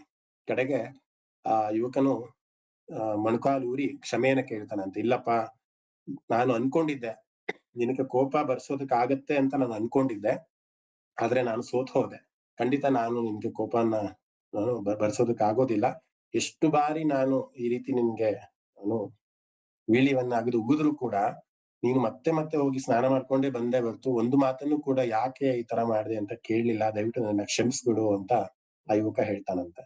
ಅದಕ್ಕೆ ಏಕನಾಥ್ ಹೇಳ್ತಾರಂತೆ, ಇಲ್ಲಪ್ಪ, ನಾನ್ ನಿನಗೆ ಧನ್ಯವಾದ ಹೇಳ್ಬೇಕು, ನೀನ್ ನನಗೆ ಕ್ಷಮೆ ಯಾಚಿಸೋದಲ್ಲ, ನಾನ್ ನಿಂಗೆ ಧನ್ಯವಾದ ಹೇಳ್ಬೇಕು ಅಂತ. ಅದಕ್ಕೆ ಅವ್ರು ಕೇಳ್ತಾರಂತೆ, ಯಾಕೆ ನೀವ್ ನನಗ್ ಧನ್ಯವಾದ ಯಾಕಪ್ಪ ಹೇಳ್ಬೇಕು ಅಂತ. ಅದಕ್ಕೆ ಆ ಸುವರ್ ಅಂತ ಯಾರೋ ಒಬ್ರು ಇದ್ದಾರೆ, ದಯವಿಟ್ಟು ಮ್ಯೂಟ್ ಮಾಡ್ಕೊಳ್ಳಿ. ಏಕನಾಥ್ ಹೇಳ್ತಾರಂತೆ, ಒಂದು ಬಾರಿ ನಾವು ಗಂಗೆಯಲ್ಲಿ ಮಿಂದ್ರೆ ಅಥವಾ ಸ್ನಾನವನ್ನು ಮಾಡ್ಕೊಂಡ್ರೆ ಎಷ್ಟೋ ಪುಣ್ಯ ಅಂತ ಶಾಸ್ತ್ರಗಳು ಹೇಳುತ್ತೆ. ಆದ್ರೆ ನರ್ಮದಾ ನದಿಯಲ್ಲಿ ಒಂದು ಬಾರಿ ನಾವು ಮುಳುಗಿ ಎದ್ರೆ 3 ಬಾರಿ ಗಂಗೆಯಲ್ಲಿ ಸ್ನಾನ ಮಾಡುವಷ್ಟೇ ಪುಣ್ಯ ಲಭಿಸುತ್ತೆ ಅಂತನೂ ಕೂಡ ಶಾಸ್ತ್ರ ಹೇಳುತ್ತೆ. ನೀನು ನನಗೆ 20 ಬಾರಿ ಹೋಗುದಿದ್ಯಾ, 20 ಬಾರಿ ನೀನು ನನಗೆ ಮತ್ತೆ ಸ್ನಾನ ಮಾಡೋದಕ್ಕೆ ಪ್ರಚೋದನೆಯನ್ನ ಮಾಡಿದ್ಯಾ. ನಾನು 20 ಬಾರಿ ಆ ನರ್ಮದಾ ನದಿಯಲ್ಲಿ ಮಿಂದಾಗ್ಲೂ ಕೂಡ ನಾನು ಮಾಡಿದಂತಹ ಪಾಪಗಳು 20 × 3 60% ನನ್ನ ಪಾಪಗಳು ಆ ಗಂಗೆಯಲ್ಲಿ ಮಿಂದು ಹೋಯ್ತು, ಪಾಪಗಳು ನಾಶ ಆಯ್ತು. ಆ ರೀತಿ 20 ಬಾರಿ ನಾನು ಸ್ನಾನ ಮಾಡೋದಕ್ಕೆ ನೀನು ನನಗೆ ಅವಕಾಶವನ್ನು ಮಾಡಿಕೊಟ್ಟಿದ್ಯಾ, ಅದಕ್ಕೋಸ್ಕರ ನಾನ್ ನಿನಗೆ ಧನ್ಯವಾದವನ್ನು ಹೇಳ್ಬೇಕು ಅಂತ ಏಕನಾಥರು ಹೇಳ್ತಾರಂತೆ. ಈ ರೀತಿಯ ಒಂದು ಸಾತ್ವಿಕವಾದಂತಹ ಒಂದು ತಾಳ್ಮೆ ಆಗಿರ್ಬೋದು ಅಥವಾ ಸಾತ್ವಿಕವಾದಂತಹ ಬುದ್ಧಿ ಆಗಿರ್ಬೋದು ನಮ್ಮೆಲ್ಲರಲ್ಲೂ ಕೂಡ ಇದೆಯಾ ಅಂತ ಪ್ರಶ್ನೆ ಮಾಡ್ಕೊಂಡ್ರೆ, ಸಣ್ಣ ಸಣ್ಣದಕ್ಕೆ ನಾವು ಕೋಪ ಮಾಡ್ಕೊಂತೀವಿ, ಸಣ್ಣ ಸಣ್ಣ ವಿಚಾರಕ್ಕೆ ದೊಡ್ಡ ದೊಡ್ಡ ಗಲಭೆಗಳನ್ನ ಮಾಡ್ಕೊಂತೀವಿ. ಅದು ಸರ್ವೇ ಸಾಮಾನ್ಯ. ಅದು ನಮ್ಮ ಪ್ರವೃತ್ತಿಯಲ್ಲೋ ವೃತ್ತಿಯಲ್ಲೋ ಬಂದ್ಬಿಟ್ಟಿರುತ್ತೆ, ನಮ್ಮ ಸ್ವಭಾವತಃ ಬಂದ್ಬಿಟ್ಟಿರುತ್ತೆ. ಆದ್ರೆ ಈ ರೀತಿಯ ಒಂದು ತಾಳ್ಮೆ ಅಥವಾ ಈ ರೀತಿಯ ಒಂದು ಸಾತ್ವಿಕ ಮನೋಭಾವ ಬರುವಂತದ್ದು ಅಂತಹ ಧಾಮ ಅಂತಂದ್ರೆ ಅಂತಹ ಪವಿತ್ರ ಕ್ಷೇತ್ರದಲ್ಲಿ ಇದ್ದು ಸೇವೆಗಳನ್ನ ಮಾಡ್ತಾ ಇರುವಂತಹವರಿಗೆ ಮಾತ್ರ ಆ ಈ ರೀತಿಯ ಒಂದು ಸಾತ್ವಿಕವಾದಂತಹ ಮನೋಭಾವ ಬರುತ್ತೆ. ಏಕನಾಥರು ಬಹಳಷ್ಟು ವರ್ಷಗಳ ಕಾಲ ಆ ಪ್ರತಿಷ್ಠಾನಪುರ ಅಂದ್ರೆ ಈಗ ಪಾಟ್ನಾ ಅಂತ ನಾವೇನ್ ಹೇಳ್ತೀವಿ, ಅಲ್ಲಿನ ದೇವಸ್ಥಾನದಲ್ಲಿ ಬಹಳಷ್ಟು ದಿನ ಇದ್ದು ಉಪನ್ಯಾಸವನ್ನ ಮಾಡಿ ತಮ್ಮ ಸೇವೆಯನ್ನ ಸಲ್ಲಿಸಿದ್ದಾರೆ ಅಂತ ಶಾಸ್ತ್ರಗಳು ಹೇಳ್ತಾ ಹೋಗುತ್ತೆ. ಸೊ ಇಲ್ಲಿ ಧಾಮ ಅನ್ನೋದಕ್ಕೆ ಏಕನಾಥರ ಒಂದು ಕಥೆಯನ್ನ ನಾನು ತೆಗೆದುಕೊಂಡೆ.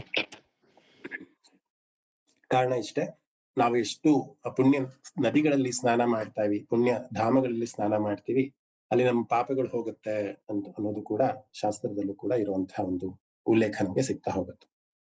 ಇದು ಧಾಮ ಅನ್ನುವಂಥ ವಿಷ್ಣುವಿನ ನಾಮದ ಅರ್ಥ. ಇನ್ನ ಮುಂದೆ ನಾಮಕ್ಕೆ ಹೋಗೋಣ. ಸತ್ಯ ಅನ್ನುವಂಥದ್ದು ವಿಷ್ಣುವಿನ ಇನ್ನೊಂದು ನಾಮ.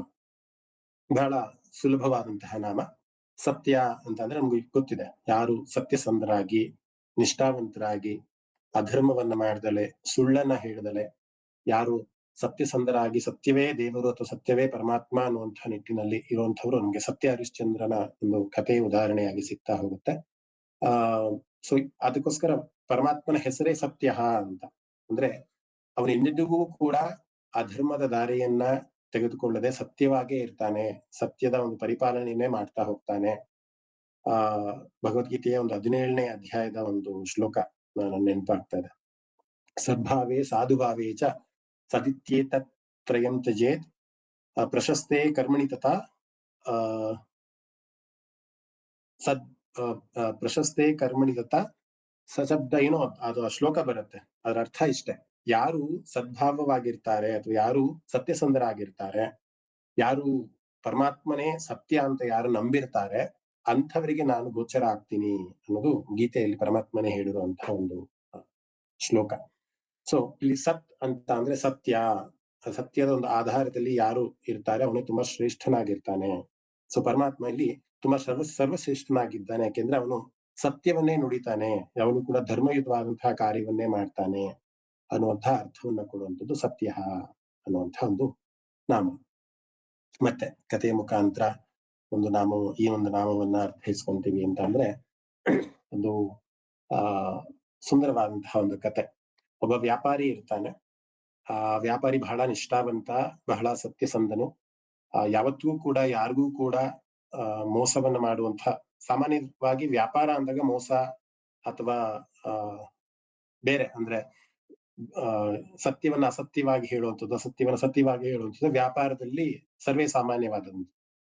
ಆದ್ರೆ ಈ ವ್ಯಾಪಾರಿ ಏನಿದ್ದ, ಇವನು ಬಹಳ ನಿಷ್ಠಾವಂತನಾಗಿದ್ದ, ದೇವರಲ್ಲಿ ಅಪಾರವಾದಂತಹ ನಂಬಿಕೆ. ಎಷ್ಟರ ಮಟ್ಟಿಗೆ ದೇವರ ಮೇಲೆ ಅವನಿಗೆ ನಂಬಿಕೆ ಅಂತ ಅಂದ್ರೆ, ಅವನು ಬೆಳಿಗ್ಗೆ ಎದ್ದು 8 ಗಂಟೆಗೆ ಅಂಗಡಿ ಹತ್ರ ಹೋಗಿ ಅಂಗಡಿಯನ್ನ ತೆಗೆದ್ರೆ ಮತ್ತೆ ಮಧ್ಯಾಹ್ನ 2 ಗಂಟೆಗೆ ಬಂದು ಊಟವನ್ನು ಮಾಡಿ ಮತ್ತೆ ಅವನ ಅಂಗಡಿ ಹತ್ರ ಹೋಗ್ತಾ ಇರ್ಲಿಲ್ಲ. ಮತ್ತೆ ಮಧ್ಯಾಹ್ನ 2 ಗಂಟೆಯಿಂದ ಸಾಯಂಕಾಲ ತನಕನೂ ಕೂಡ ಪುಸ್ತಕಗಳನ್ನ ಓದುವಂಥದ್ದು, ಪ್ರವಚನಗಳನ್ನ ಕೇಳುವಂಥದ್ದು, ದೇವರಿಗೋಸ್ಕರ ಅವನ ಸಮಯವನ್ನ ಮೀಸಲಾಗಿಟ್ಕೊಳ್ಳುವಂಥದ್ದು, ಈ ರೀತಿ ಕೆಲಸಗಳನ್ನೇ ಮಾಡ್ತಾ ಇದ್ದ. ಅಲ್ಲಿದ್ದಂತಹ ವರ್ತಕರು ಅಥವಾ ಅಲ್ಲಿದ್ದಂತಹ ಎಲ್ಲರೂ ಕೂಡ ಅವನನ್ನ ತುಂಬಾ ಗಮನಿಸ್ತಾರೆ. ಯಾಕೆಂದ್ರೆ ಅವನ ಅಂಗಡಿನಲ್ಲಿ ಬಹಳಷ್ಟು ಒಳ್ಳೆ ವ್ಯಾಪಾರ ಆಗ್ತಾ ಇತ್ತು. 8 ಗಂಟೆಗೆ ಅವನು ಹೋಗಿ ಅಂಗಡಿಯನ್ನ ಓಪನ್ ಮಾಡಿದ್ರೆ ಬಹಳಷ್ಟು ಜನ ಬರ್ತಾ ಇದ್ರು. ಬಹಳ ಒಳ್ಳೆ ವ್ಯಾಪಾರ ಆಗ್ತಾ ಇತ್ತು. ಆದ್ರೆ ಅವನು 2 ಗಂಟೆ ಕರೆಕ್ಟ್ ಆಗಿ ಅಂಗಡಿಯನ್ನ ಕ್ಲೋಸ್ ಮಾಡಿ ಮನೆಗೆ ಬಂದು ಮತ್ತೆ ಅವನ ಏನು ಕಾರ್ಯಗಳಿತ್ತು, ವ್ಯಾಸಂಗದ ಕಾರ್ಯಗಳಾಗಿರ್ಬೋದು, ಪುಣ್ಯ ಕಾರ್ಯಗಳಾಗಿರ್ಬೋದು, ದಾನ ಧರ್ಮಗಳಾಗಿರ್ಬೋದು, ಪ್ರವಚನ ಕೇಳೋದ, ಇದರಲ್ಲೇ ನಿರತನಾಗಿರ್ತಿದ್ದ. ಅಲ್ಲಿದ್ದಂತಹ ಅಕ್ಕಪಕ್ಕದ ಎಲ್ಲರೂ ಕೂಡ ಅವನನ್ನ ಒಂಥರ ಟೀಕೆ ಮಾಡ್ತಾರೆ.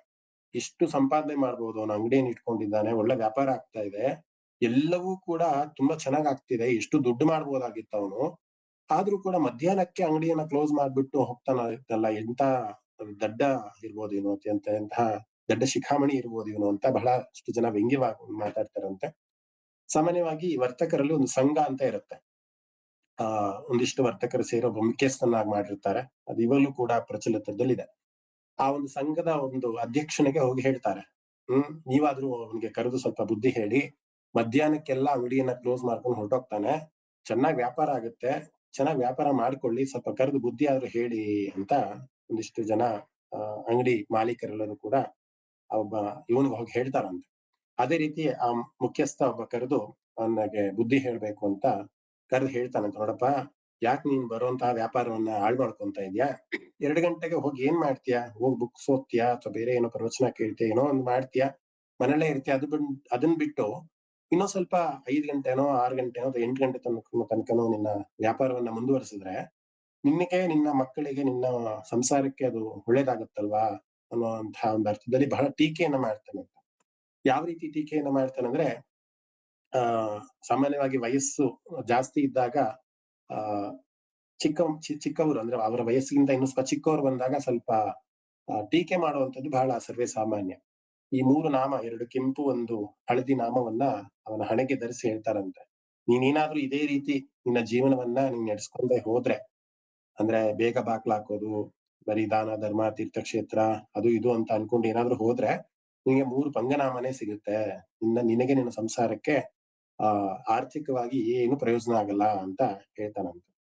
ಆದ್ರೂ ಕೂಡ ಈ ವ್ಯಾಪಾರಿ ಏನಿರ್ತಾನೆ, ಯುವಕ, ಕೇಳಿಸ್ಕೊಂಡ್ರು ಕೂಡ ಕೇಳಿಸ್ಕೊಂಡೇ ಇದ್ದ ಹಾಗೆ ಅದನ್ನ ಸಮಾಧಾನದಿಂದ ಕೇಳಿಸ್ಕೊಂಡು ಮತ್ತೆ ವಾಪಸ್ ಬಂದ್ಬಿಡ್ತಾನೆ. ಯಥಾ ರೀತಿ ಮತ್ತೆ ನಾಳೆಯಿಂದ ಅದೇ 2 ಗಂಟೆಗೆ ಅಂಗಡಿಯನ್ನ ಕ್ಲೋಸ್ ಮಾಡಿ ಮತ್ತೆ ಮನೆಗೆ ಹೋಗೋದು, ಮತ್ತೆ ಪುಸ್ತಕಗಳ ಅಧ್ಯಯನ ಮಾಡೋದು, ಧ್ಯಾನ ಮಾಡೋದು, ಒಳ್ಳೊಳ್ಳೆ ಕೆಲಸಗಳನ್ನ ಮಾಡೋದು ಮಾಡ್ಕೊಂಡು ಬರ್ತಾ ಇದ್ದ.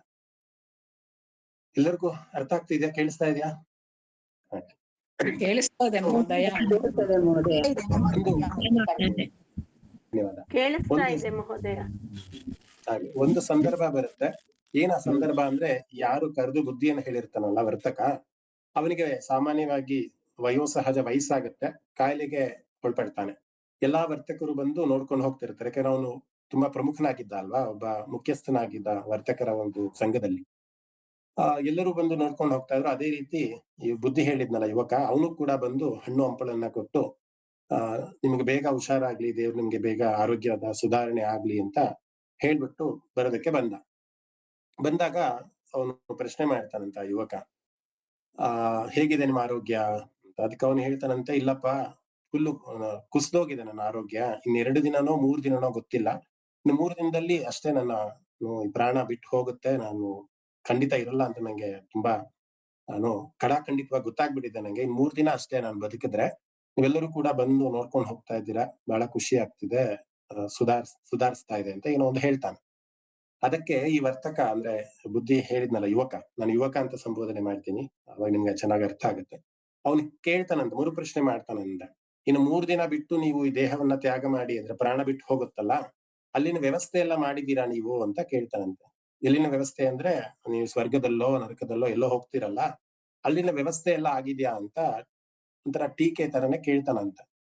ಅದಕ್ಕೆ ಸ್ವಲ್ಪ ಮಟ್ಟಿಗೆ ಅವನ ಕೋಪ ಬಂದ್ರು ಕೂಡ ಸುಮ್ನೆ ಹಾಗೆ ಇರ್ತಾನಂತೆ, ಯಾರು ಕಾಯಿಲೆ ಬಿದ್ದಂತಹ ಮನುಷ್ಯ.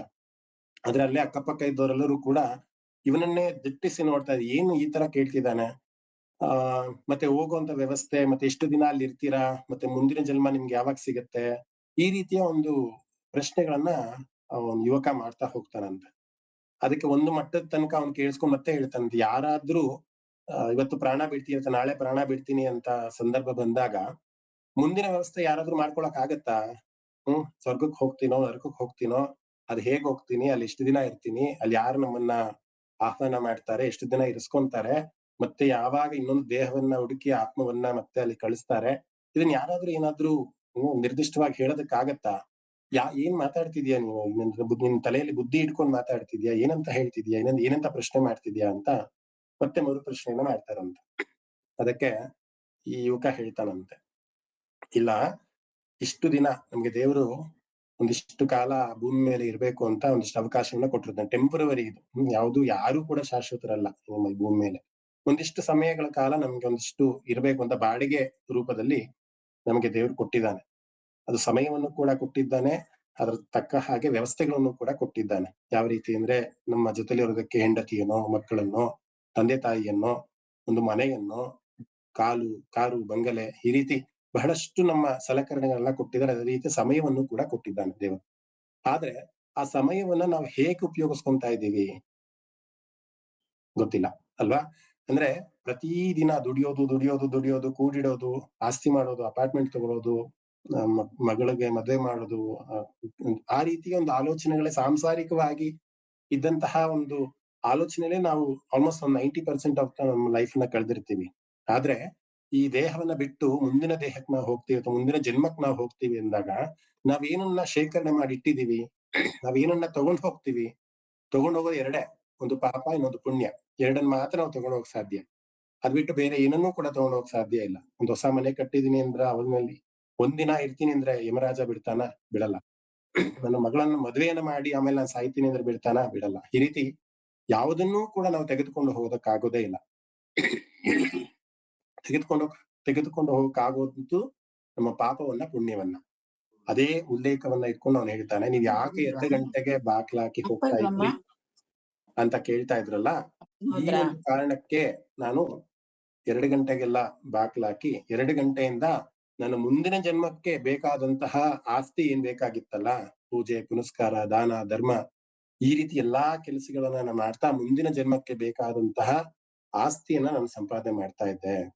ನನಗೆ ಬೇಕಾದಂತ ಹಣ 8 ಗಂಟೆಯಿಂದ 2 ಗಂಟೆ ತನಕ ಏನು ವ್ಯಾಪಾರ ಆಗತ್ತಲ್ಲ, ಅಷ್ಟು ದುಡ್ಡು ನನಗೆ ಸಾಕು. ಅಷ್ಟೇ ನನಗೆ ಬೇಕಾಗಿದ್ದು. ಅಷ್ಟು ನನಗೆ ಸಿಗ್ತಾ ಇದೆ.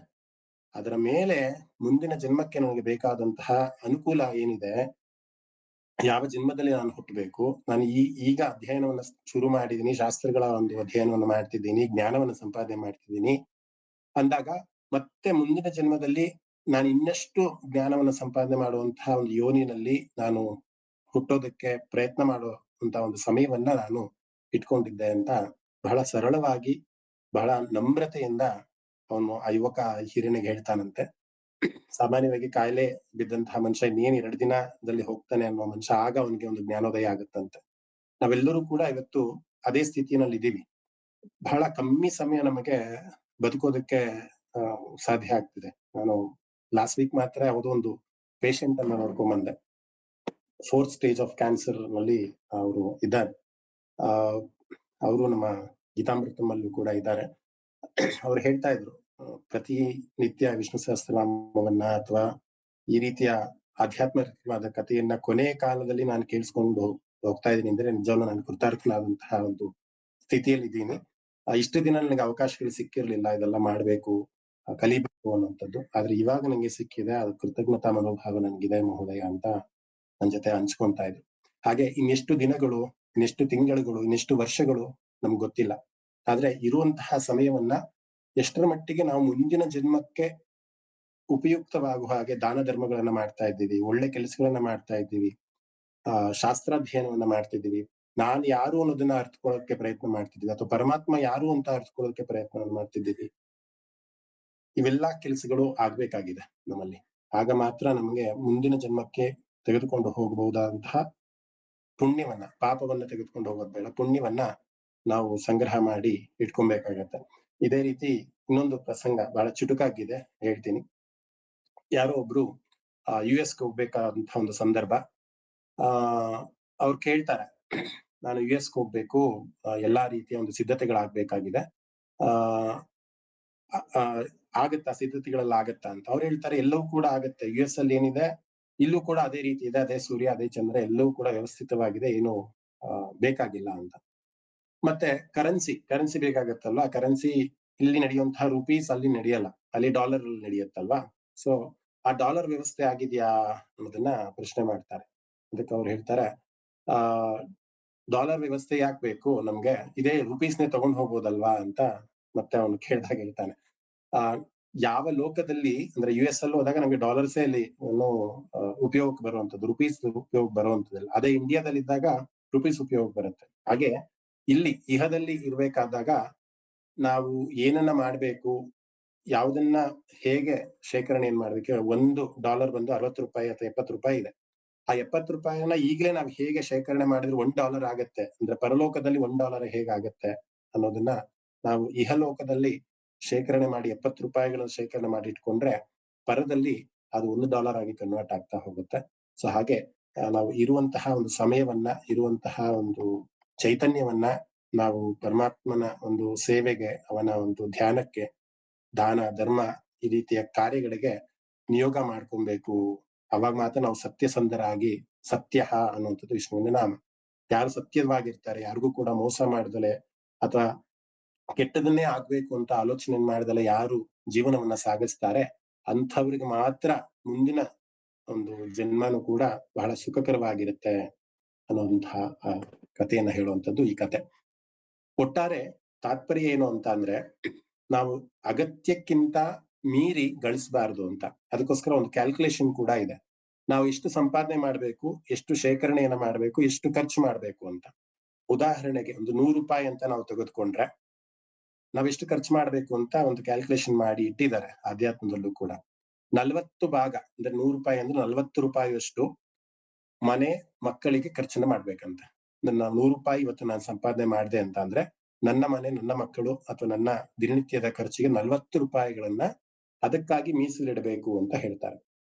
ಇನ್ನ ₹20 ಯಾರು ಸಂಪಾದನೆ ಮಾಡಿರ್ತಾನಲ್ಲ, ಆ ಸಂಪಾದಿಸಿದವನಿಗೆ ಕೂಡ ವೆಚ್ಚವನ್ನು ಮಾಡ್ಬೇಕು ಅಂತ. ಈಗ ನಾನು ಮನೆ ಯಜಮಾನ ಅಂತ ಅಂದ್ರೆ, ನಾನಿವತ್ತು ₹100 ದುಡ್ಕೊಂಡ್ ಬರ್ತೀನಿ ಅಂತ ಅಂದ್ರೆ ₹40 ನಾನು ಸಂಸಾರಕ್ಕೆ ಅಂತ ಇಟ್ಟು ಇನ್ನು ₹20 ನನ್ನ ಸ್ವಂತ ಸಂತೋಷಕ್ಕೆ ಇಟ್ಕೊಂಡಿರ್ಬೇಕಂತ. ಯಾಕೆಂದ್ರೆ ನಾನು ದುಡ್ದಿರೋನಲ್ಲ, ಕಷ್ಟಪಟ್ಟಿರ್ತೀನಿ. ಬೆಳಗ್ಗೆಯಿಂದ ಸಾಯಂಕಾಲ ತನಕ ₹100 ದುಡಿಯೋದಕ್ಕೆ ಬಹಳ ಶ್ರಮ ಪಟ್ಟಿರ್ತೀನಿ.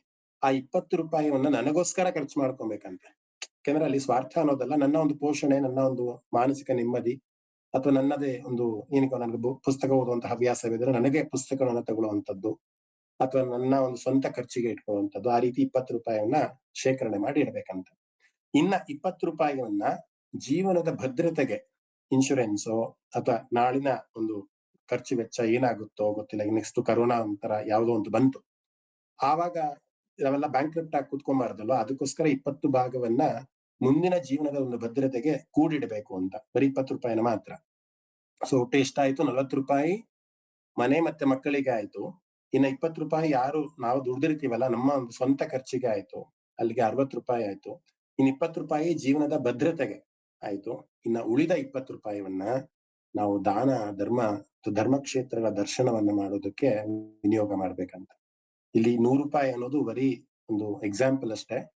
ನಾವಿವತ್ತು 1,000 ದುಡಿಬಹುದು, 10,000 ದುಡಿಬಹುದು, ಅಥವಾ ಅದಕ್ಕಿಂತ ಇನ್ನೂ ಹೆಚ್ಚು ದುಡಿಬಹುದು.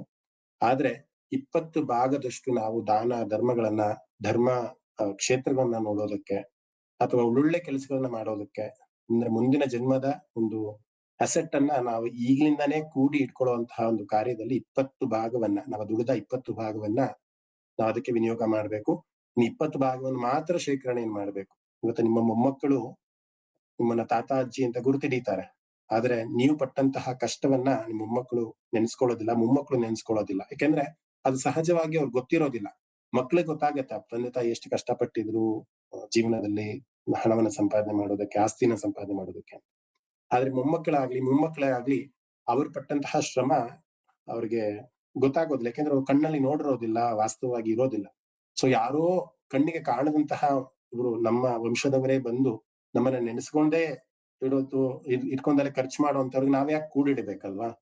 ಅದಕ್ಕೋಸ್ಕರ ಕೂಡಿಡೋದನ್ನ ಕಡಿಮೆ ಮಾಡಿ ನಾವು ಸ್ವೇಚ್ಛೆ ಅಂತ ಅಂದ್ರೆ ಧರ್ಮ ಕಾರ್ಯಗಳಲ್ಲಿ ಖರ್ಚನ್ನ ಮಾಡಿ ನಾವು ದುಡಿದಂತ ಹಣವನ್ನ ನೆಮ್ಮದಿಯಾಗಿ ಜೀವನವನ್ನ ಮಾಡುವಂತದ್ದಾದ್ರೆ ನಾವು ಸತ್ಯಸಂಧರಾಗಿರ್ತೀವಿ. ಅಂದ್ರೆ ಸತ್ಯ ಧರ್ಮಗಳನ್ನ ಆಧಾರವಾಗಿಟ್ಕೊಂಡು ಜೀವನವನ್ನ ಮಾಡುವಂಥದ್ದು ಅನ್ನುವಂತಹ ಒಂದು ಅರ್ಥವನ್ನ ನಾವು ಈ ನಾಮಕ್ಕೆ ಕೊಡ್ಬೋದು. ಕಥೆ ಚೆನ್ನಾಗಿತ್ತಾ? ತುಂಬಾ ಚೆನ್ನಾಗಿತ್ತು ಮಹೋದಯ. ತುಂಬಾ ಚೆನ್ನಾಗಿತ್ತು ಮಹೋದಯ. ಹಾಗೆ ಮುಂದಿನ ನಾಮಕ್ಕೆ ಹೋಗೋಣ. ನಾನು ಯಾಕೆ ಅವಾಗ ಕೇಳ್ತಿರ್ತೀನಿ ಅಂದ್ರೆ ಯಾರು ನಿದ್ದೆ ಹೋಗ್ದಲೇ ಇರ್ಲಿ ಅಂತ. ಹಾಗೆ ಮುಂದಿನ ನಾಮ ಸತ್ಯ ಪರಾಕ್ರಮ ಅನ್ನುವಂಥದ್ದು. ಇಂದಿನ ನಾಮ ಬರೀ ಸತ್ಯ ಅಂತ ಆಗಿತ್ತು. ಮುಂದಿನ ನಾಮ ಸತ್ಯ ಪರಾಕ್ರಮ. ಯಾಕೆ ಅವನಿಗೆ ಪರಾಕ್ರಮ ಅಂತ ಕರೀತಾರೆ ಅಂದ್ರೆ ಬಹಳ ಶೌರ್ಯ ಉಳ್ಳವನು.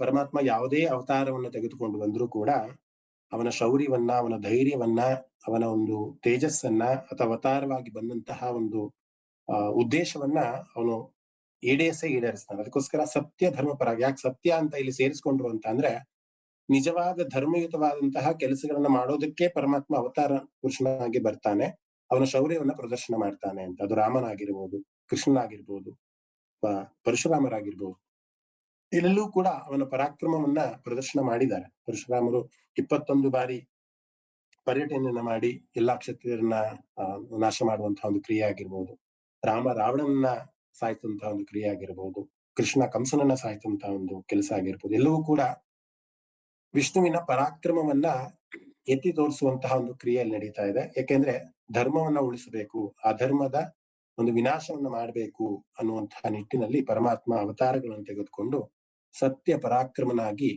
ಅವನು ಸದಾ ಇರ್ತಾನೆ, ಅವನ ಶೌರ್ಯವುಳ್ಳವನಾಗಿದ್ದಾನೆ ಅನ್ನುವಂತಹ ಒಂದು ಅರ್ಥವನ್ನ ಕೊಡುವಂಥದ್ದು ಸತ್ಯ ಪರಾಕ್ರಮ ಅನ್ನುವಂಥದ್ದು. ಇನ್ನೊಂದ್ಸಲ ಅರ್ಥ ಒಂದು ಹೇಳಿ ಮಹೋದಯ, ಬರ್ಕೋತಿದ್ದೀನಿ ಒಂದು ಅರ್ಧ ಆಯ್ತು. ಸತ್ಯ ಪರಾಕ್ರಮಗೆ ಸತ್ಯ ಪರಾಕ್ರಮ ಅನ್ನುವಂಥದ್ದು. ಪರಾಕ್ರಮ ಅಂತಂದ್ರೆ ಶೌರ್ಯ ಉಳ್ಳವನು ಅನ್ನುವಂತ ಅರ್ಥ ಬರುತ್ತೆ. ಯಾಕೆ ಸತ್ಯ ಅನ್ನೋದನ್ನ ಜೋಡಿಸಿದ್ದಾರೆ ಪರಾಕ್ರಮಕ್ಕೆ ಅಂತ ಅಂದ್ರೆ, ಅವನ ಶೌರ್ಯ ಯಾವ ರೀತಿ ಪ್ರದರ್ಶನವನ್ನ ಮಾಡ್ತಾನೆ ಅಂತ ಅಂದ್ರೆ, ಸದಾ ಧರ್ಮವನ್ನ ಕಾಪಾಡುವಂತಹ ಒಂದು ನಿಟ್ಟಿನಲ್ಲಿ ಅವನ ಶೌರ್ಯ ಇರುತ್ತೆ ಅಲ್ವಾ. ಈಗ ರಾಮ ರಾವಣನನ್ನ ಸಂಹಾರ ಮಾಡ್ಬೇಕು ಅಂತಾನೆ ಅವತಾರವನ್ನ ತೆಗೆದುಕೊಂಡು ಬಂದು ಇಡೀ ರಾಮಾಯಣವನ್ನ ಇಡೀ ರಾಮಾಯಣವನ್ನೇ ಆಯ್ತು ಅಲ್ವಾ. ಯಾಕೆಂದ್ರೆ ಅಲ್ಲಿ ಶೌರ್ಯ ಅಂತ ಒಂದು ಪ್ರದರ್ಶನ ಆಯ್ತು. ಅದೇ ರೀತಿ ಪರಶುರಾಮರು ಅಷ್ಟೇ ಅಲ್ವಾ, 21 ಬಾರಿ ಪರ್ಯಟನೆಯನ್ನ ಮಾಡಿ ಎಲ್ಲಾ ಕ್ಷತ್ರಿಯರ ಅಂದ್ರೆ ಅಧರ್ಮಿಗಳ ಒಂದು ನಾಶವನ್ನ ಮಾಡೋದಕ್ಕೆ ಅವನ ಪರಾಕ್ರಮವನ್ನ ಅಥವಾ ಶೌರ್ಯವನ್ನ ಅವರು ತೋರಿಸ್ಕೊಂಡ್ರು. ಸೊ ಇಲ್ಲಿ ಯಾಕೆ ವಿಷ್ಣುವಿಗೆ ಸತ್ಯ ಪರಾಕ್ರಮ ಅಂತ ಹೇಳ್ತಾರೆ ಅಂದ್ರೆ, ಧರ್ಮವನ್ನ ಉಳಿಸೋದಕ್ಕೆ ಅವನ ಪರಾಕ್ರಮ ಅಥವಾ ಅವನ ಶೌರ್ಯವನ್ನ ತೋರಿಸ್ತಾರೆ, ನಿಜವಾದ ಶೌರ್ಯವನ್ನ, ಅಪರಿಮಿತವಾದಂತಹ ಶೌರ್ಯವನ್ನ ತೋರಿಸ್ತಾರೆ ಅಂತ. ಅದಕ್ಕೆ ಶಂಕರ ಭಗವತ್ಪಾದರು ತಮ್ಮ ವ್ಯಾಖ್ಯಾನದಲ್ಲಿ ಏನ್ ಹೇಳ್ತಾರೆ ಅಂತ ಅಂದ್ರೆ, ಸತ್ಯ ಅವಿತತಃ ಪರಾಕ್ರಮೋ ಯಸ್ಯ ಸಹ ಅಂತ. ಅಂದ್ರೆ ನಿಜವಾದ ಅಡೆತಡೆ ಇಲ್ಲದ ಶೌರ್ಯ ಯಾರಿಗೆ ಇದೆಯೋ ಅವನು ಸತ್ಯ ಪರಾಕ್ರಮ ಅಂತ. ಅಂದ್ರೆ ನಿಜವಾದದ್ದು, ಸತ್ಯವಾದದ್ದು ಅದು. ಪ್ರತಿಯೊಂದು ಅವತಾರದಲ್ಲೂ ಕೂಡ ಒಂದು ಶಾಶ್ವತವಾದಂತಹ ಅಥವಾ ಅವಶ್ಯಕತೆ ಇರುವಂತಹ ಒಂದು ಅವತಾರವನ್ನೇ ಪರಮಾತ್ಮ ಎತ್ತು ಬರ್ತಾನೆ ಅಂತ. ಅವನು ಸತ್ಯ ರೂಪನಾಗಿದ್ದಾನೆ, ಯಾವುದು ತಾತ್ಕಾಲಿಕವಾದಂತಹ ಅವತಾರ ಅಲ್ಲ, ಸತ್ಯವಾದಂತಹ ಅವತಾರ ಅಂತ. ಸತ್ಯಂ ಜ್ಞಾನಂ ಅನಂತಂ ಬ್ರಹ್ಮ ಅಂತ ಉಪನಿಷತ್ತಲ್ಲಿ ಒಂದು ವಾಕ್ಯ ಬರುತ್ತೆ. ಅಂದ್ರೆ ಯಾವುದು ಸತ್ಯವೋ, ಯಾವುದು ಜ್ಞಾನವಿದೆಯೋ, ಯಾವುದು ಅನಂತವಾಗಿದೆಯೋ ಅದೇ ಬ್ರಹ್ಮ ಅನ್ನುವಂಥ ಅರ್ಥ. ಸತ್ಯಂ ಜ್ಞಾನಂ ಅನಂತಂ ಬ್ರಹ್ಮ ಅಂತ ಅಂದ್ರೆ ಭಗವಂತನ ನಾಮ, ರೂಪ, ಲೀಲೆಗಳು, ಧ್ಯಾನ ಎಲ್ಲವೂ ಕೂಡ ಸತ್ಯವಾಗಿದೆ, ಶಾಶ್ವತವಾಗಿದೆ, ನಿಜವಾಗಿದೆ, ಕಾಲದಿಂದ ಅತೀತವಾಗಿದೆ ಅನ್ನುವಂತ ಅರ್ಥವನ್ನ ಕೊಡುವಂಥದ್ದು. ನಾನು ತುಂಬಾ ಫಾಸ್ಟ್ ಆಗಿ ಹೇಳ್ತಾ ಇದ್ದೀನಿ ಅನ್ಸುತ್ತೆ ಎಲ್ಲ ಬಗ್ಗೆನೇ, ಬರ್ಕೊಳಕ್ ಆಗ್ತಿಲ್ಲ ಅಂತ ಅನ್ಸುತ್ತೆ. ಸಾಧ್ಯ ಇಲ್ಲ ಬರ್ಕೋತಿದ್ದೀನಿ ಮಹೋದಯ, ಅದೇನೋ ಅದೊಂಚೂರು ಅರ್ಧಂಬರ್ಧ ಆಯ್ತು, ಅದಕ್ಕೋಸ್ಕರ ಕೇಳ್ದೆ. ಹೌದಾ? ಸಾಧ್ಯ ಆದ್ರೆ ರೆಕಾರ್ಡಿಂಗ್ ಕೇಳಿಸ್ಕೊಳ್ಳಿ. ತುಂಬಾ ನಿಧಾನಕ್ಕೆ ಡಿಕ್ಟೇಟ್ ಎಲ್ಲ ಮಾಡ್ಕೊಂತ ಹೋದ್ರೆ ಮುಂದಿನ ನಾಮಗಳು ಹೋಗಲ್ಲ ಅನ್ನೋ ಕಾರಣಕ್ಕಷ್ಟೇ. ಅರ್ಥ ಮಾಡ್ಕೊಳ್ಳಿ. ರೆಕಾರ್ಡಿಂಗ್ ಯೂಟ್ಯೂಬ್ ಅಲ್ಲಿ ಅಪ್ಲೋಡ್ ಆಗುತ್ತೆ. ನಾವು ಆಗ್ಲೇ ಒಂದು ತಿಂಗಳಿಂದ ಎಲ್ಲಾ ನಮ್ಮ ಹೇಮ ಭಗಿನಿ ಭಗವದ್ಗೀತೆ ಕ್ಲಾಸ್ ಇರ್ಬೋದು ಅಥವಾ ನನ್ನ ವಿಷ್ಣು ಸಹಸ್ರನಾಮ ಕ್ಲಾಸ್ ಇರ್ಬೋದು ಯೂಟ್ಯೂಬ್ ಅಲ್ಲಿ ಅಪ್ಲೋಡ್ ಮಾಡ್ತಾ ಇದ್ವಿ. ಕಾರಣ ಇಷ್ಟೇ, ಅಲ್ಲಿ ಯಾವುದೇ ರೀತಿಯ ಮಾರ್ಕೆಟಿಂಗ್ ಅಥವಾ ಬೇರೆ ಯಾವುದೇ ಉದ್ದೇಶವಿಲ್ಲ. ಎಲ್ಲರೂ ಕೂಡ ಈಸಿಯಾಗಿ ಆ ಒಂದು ವಿಡಿಯೋ ಸಿಗ್ಲಿ ಅನ್ನುವಂತಹ ದೃಷ್ಟಿ ಅಷ್ಟೇ. ಮುಂಚೆ ಗೂಗಲ್ ಡ್ರೈವ್ ಅಲ್ಲಿ ಸೇವ್ ಮಾಡ್ತಾ ಇದ್ವಿ, ಅದು ಸ್ಟೋರೇಜ್ ಪ್ರಾಬ್ಲಮ್ ಇರೋದ್ರಿಂದ ಬರೀ 30 GB ಸ್ಪೇಸ್ ಅಷ್ಟೇ ನಮಗೆ ಅವಕಾಶ ಇದೆ. ಅದಕ್ಕೋಸ್ಕರ ಅದನ್ನ ನಾವು ಯೂಟ್ಯೂಬ್ಗೆ ಅಪ್ಲೋಡ್ ಮಾಡ್ತಾ ಇದೀವಿ. ನಿಮಗೆ ಪ್ರತಿ ವಿಡಿಯೋಸ್ ಎಲ್ಲವೂ ಕೂಡ ನಿಮ್ಗೆ ಅಲರ್ಟ್ ಬರ್ಬೇಕು ಅಥವಾ ನಮ್ಗೆ ಗೊತ್ತಾಗ್ಬೇಕು ವಿಡಿಯೋ ಅಪ್ಲೋಡ್ ಆದಾಗ ಅಂದ್ರೆ ನೀವು ಅದನ್ನ ಸಬ್ಸ್ಕ್ರೈಬ್ ಮಾಡ್ಕೊಂಡಾಗ ನಿಮ್ಗೆ ಅಲರ್ಟ್ ಬರುತ್ತೆ ವಿಡಿಯೋ ಅಪ್ಲೋಡ್ ಆಗಿದೆ ಅಂತ. ನೀವು ಯಾವುದೇ ನಾಮವನ್ನ ಯಾವುದೇ ಟೈಮ್ ಅಲ್ಲಾದ್ರೂ ಯೂಟ್ಯೂಬ್ ಅಲ್ಲಿ ಅದನ್ನ ನೋಡ್ಬೋದು. ಈ ನಡೀತಾ ಇರುವಂತಹ ಕ್ಲಾಸ್ ಯೂಟ್ಯೂಬ್ ಅಲ್ಲೂ ಕೂಡ ಅಪ್ಲೋಡ್ ಆಗುತ್ತೆ. ಅಲ್ಲಿ ನೀವು ಏನಾದ್ರು ನೋಟ್ಸ್ ಮಾಡ್ಕೊಂತೀನಿ ಅಂತಂದ್ರೆ ಖಂಡಿತ ಮಾಡ್ಕೊಳ್ಳಿ. ಸೊ ಇಲ್ಲಿ ಸತ್ಯ ಪರಾಕ್ರಮ ಅಂತ ಅಂದ್ರೆ ಶೌರ್ಯ ಉಳ್ಳವನು, ಸತ್ಯನು, ನಿಜವಾದ ಕಾಲ ಅಂದ್ರೆ ಕಾಲದಿಂದಲೂ ಕೂಡ ಅತೀತನಾದವನು ಅನ್ನುವಂತ ಅರ್ಥವನ್ನು ಬರುತ್ತೆ. ಮುಂದಕ್ಕೆ ಹೋಗೋದಾ ನಗಿನಿ? ಒಂದು ಕಥೆಯ ಮುಖಾಂತರ ಈ ಒಂದು ನಾಮವನ್ನ ನಾವು ಅರ್ಥೈಸ್ಕೊಂತೀವಿ ಅಂತ ಅಂದ್ರೆ, ನಾವು ಮಾರ್ಕಂಡೇಯ ಋಷಿಗಳ ಒಂದು ಕಥೆಯನ್ನ ಇವತ್ತು ನಾನು ಆಯ್ಕೆ ಮಾಡ್ಕೊಂಡಿದ್ದೀನಿ. ಪಾಂಡವರು ಮಾರ್ಕಂಡೇಯ ಮಹಾ ಋಷಿಗಳ ಹತ್ರ ಬರ್ತಾರೆ. ನಿಮ್ಗೆಲ್ಲರೂ ಗೊತ್ತಿದ್ದಂಗೆ ಮಾರ್ಕಂಡೇಯ ಯಾರು ಅಂತ ನಿಮ್ಗೆ ಗೊತ್ತಿದೆ. ಶಿವನ ಯಮನ ಪಾಶದಿಂದ ಬಿಡುಗಡೆಯಾಗೋದಕ್ಕೆ ಶಿವನನ್ನ ಪ್ರಾರ್ಥನೆ ಮಾಡಿ ಬಹಳ ಅಲ್ಪ ಆಯುಷ್ಯದಂತಹ ಮಾರ್ಕಂಡೇಯರು ಶಿವನ ತಪಸ್ಸಿಂದ ಯಮನನ್ನೇ ಅಂದ್ರೆ ಕಾಲವನ್ನೇ ಯಮನನ್ನೇ ಅದಕ್ಕಿಂತ ಕಾಲವನ್ನೇ ಆ ಮೆಟ್ಟಿ ನಿಂತವರು, ಅಂದ್ರೆ ತಮ್ಮ ಆಯುಷನ್ನ ಅಲ್ಪಾಯುಷನ್ನ ಮಾಡಿ ದೀರ್ಘಾಯುಷ್ ಮಾಡಿ ಚಿರಂಜೀವಿಯಾಗಿ ಮೆರೆದವರು ಮಾರ್ಕಂಡೇಯ ಮಹರ್ಷಿಗಳು. ಸೊ ಅವರಿಗೆ ಪಾಂಡವರು ಬಂದು ಒಂದು ಪ್ರಶ್ನೆಯನ್ನ ಮಾಡ್ತಾರೆ. ಏನ್ ಪ್ರಶ್ನೆಯನ್ನ ಮಾಡ್ತಾರೆ ಅಂತಂದ್ರೆ, ನಾವು ನೀವು ದೀರ್ಘಾಯುಷ್ಯರು ಅಂತ ನಮ್ಗೆ ಗೊತ್ತಿದೆ, ಅಂದ್ರೆ ನೀವು ಚಿರಂಜೀವಿಗಳು ತುಂಬಾ ವರ್ಷಗಳ ಕಾಲ ಇದೀರಾ ಅನ್ನೋದು ನಮ್ಗೆ ಗೊತ್ತಿದೆ, ಅಂದ್ರೆ ಕಥೆಗಳಿಂದ ಅಥವಾ ಪುರಾಣಗಳಿಂದ ಗೊತ್ತಿದೆ. ಆದ್ರೆ ನಿಮಗಿಂತ ಇನ್ನೂ ಹಿರಿಯರು ಯಾರಾದ್ರೂ ಇದ್ದಾರಾ ಅಂತ ಪಾಂಡವರು ಬಂದು ಮಾರ್ಕಂಡೇಯರನ್ನ ಪ್ರಶ್ನೆ ಮಾಡ್ತಾರಂತೆ. ಅದಕ್ಕೆ ಮಾರ್ಕಂಡೇಯರು ಒಂದು ಕಥೆಯನ್ನ ಪಾಂಡವರಿಗೆ ಹೇಳ್ತಾರೆ. ಆ ಕತೆ ಏನು ಅಂತ ಅಂದ್ರೆ, ಇಂದ್ರದ್ಯುಮ್ನ ಅನ್ನುವಂಥ ಒಬ್ಬ ಬ್ರಹ್ಮರ್ಷಿ ಅಂತಾನೆ ಕರಿಬಹುದು ಅವರನ್ನ, ಯಾಕೆಂದ್ರೆ ಅದು ಬಹಳ ಋಷಿಗಳಲ್ಲಿ ಅವರು ಕೂಡ ಸರ್ವಶ್ರೇಷ್ಠರು. ಇಂದ್ರದ್ಯುಮ್ನ ಅನ್ನುವಂಥ ಒಬ್ಬ ಬ್ರಹ್ಮರ್ಷಿ ಅಥವಾ ಮಹರ್ಷಿ ಇದ್ದ. ಅವನು ಬಹಳಷ್ಟು ದಿನಗಳ ಕಾಲ ಈಗಲೂ ಕೂಡ ಇದ್ದಾನೆ, ಅಂದ್ರೆ ಯಾವುದು ಸ್ವರ್ಗಲೋಕದಲ್ಲಿ ವಿಹರಿಸ್ತಾ ಇದ್ದಾನೆ, ಚಿರಂಜೀವಿ ಆಗಿದ್ದಾನೆ ಅಂತ ಮಾರ್ಕಂಡೇಯರು ಹೇಳ್ತಾರಂತ. ಸೊ ಹೇಗೆ ಅವನ ಕತೆ ಏನು ಅನ್ನೋದನ್ನ ಪಾಂಡವರು ಮತ್ತೆ ಮರು ಪ್ರಶ್ನೆ ಮಾಡಿದಾಗ, ಈ ಇಂದ್ರದ್ಯುಮ್ನ ಅನ್ನುವಂತಹ ಮಹರ್ಷಿ ಏನಿದ್ದ, ಅವನು ಒಂದು ಸಾರಿ ಭೂಲೋಕಕ್ಕೆ ಬರ್ತಾನಂತೆ.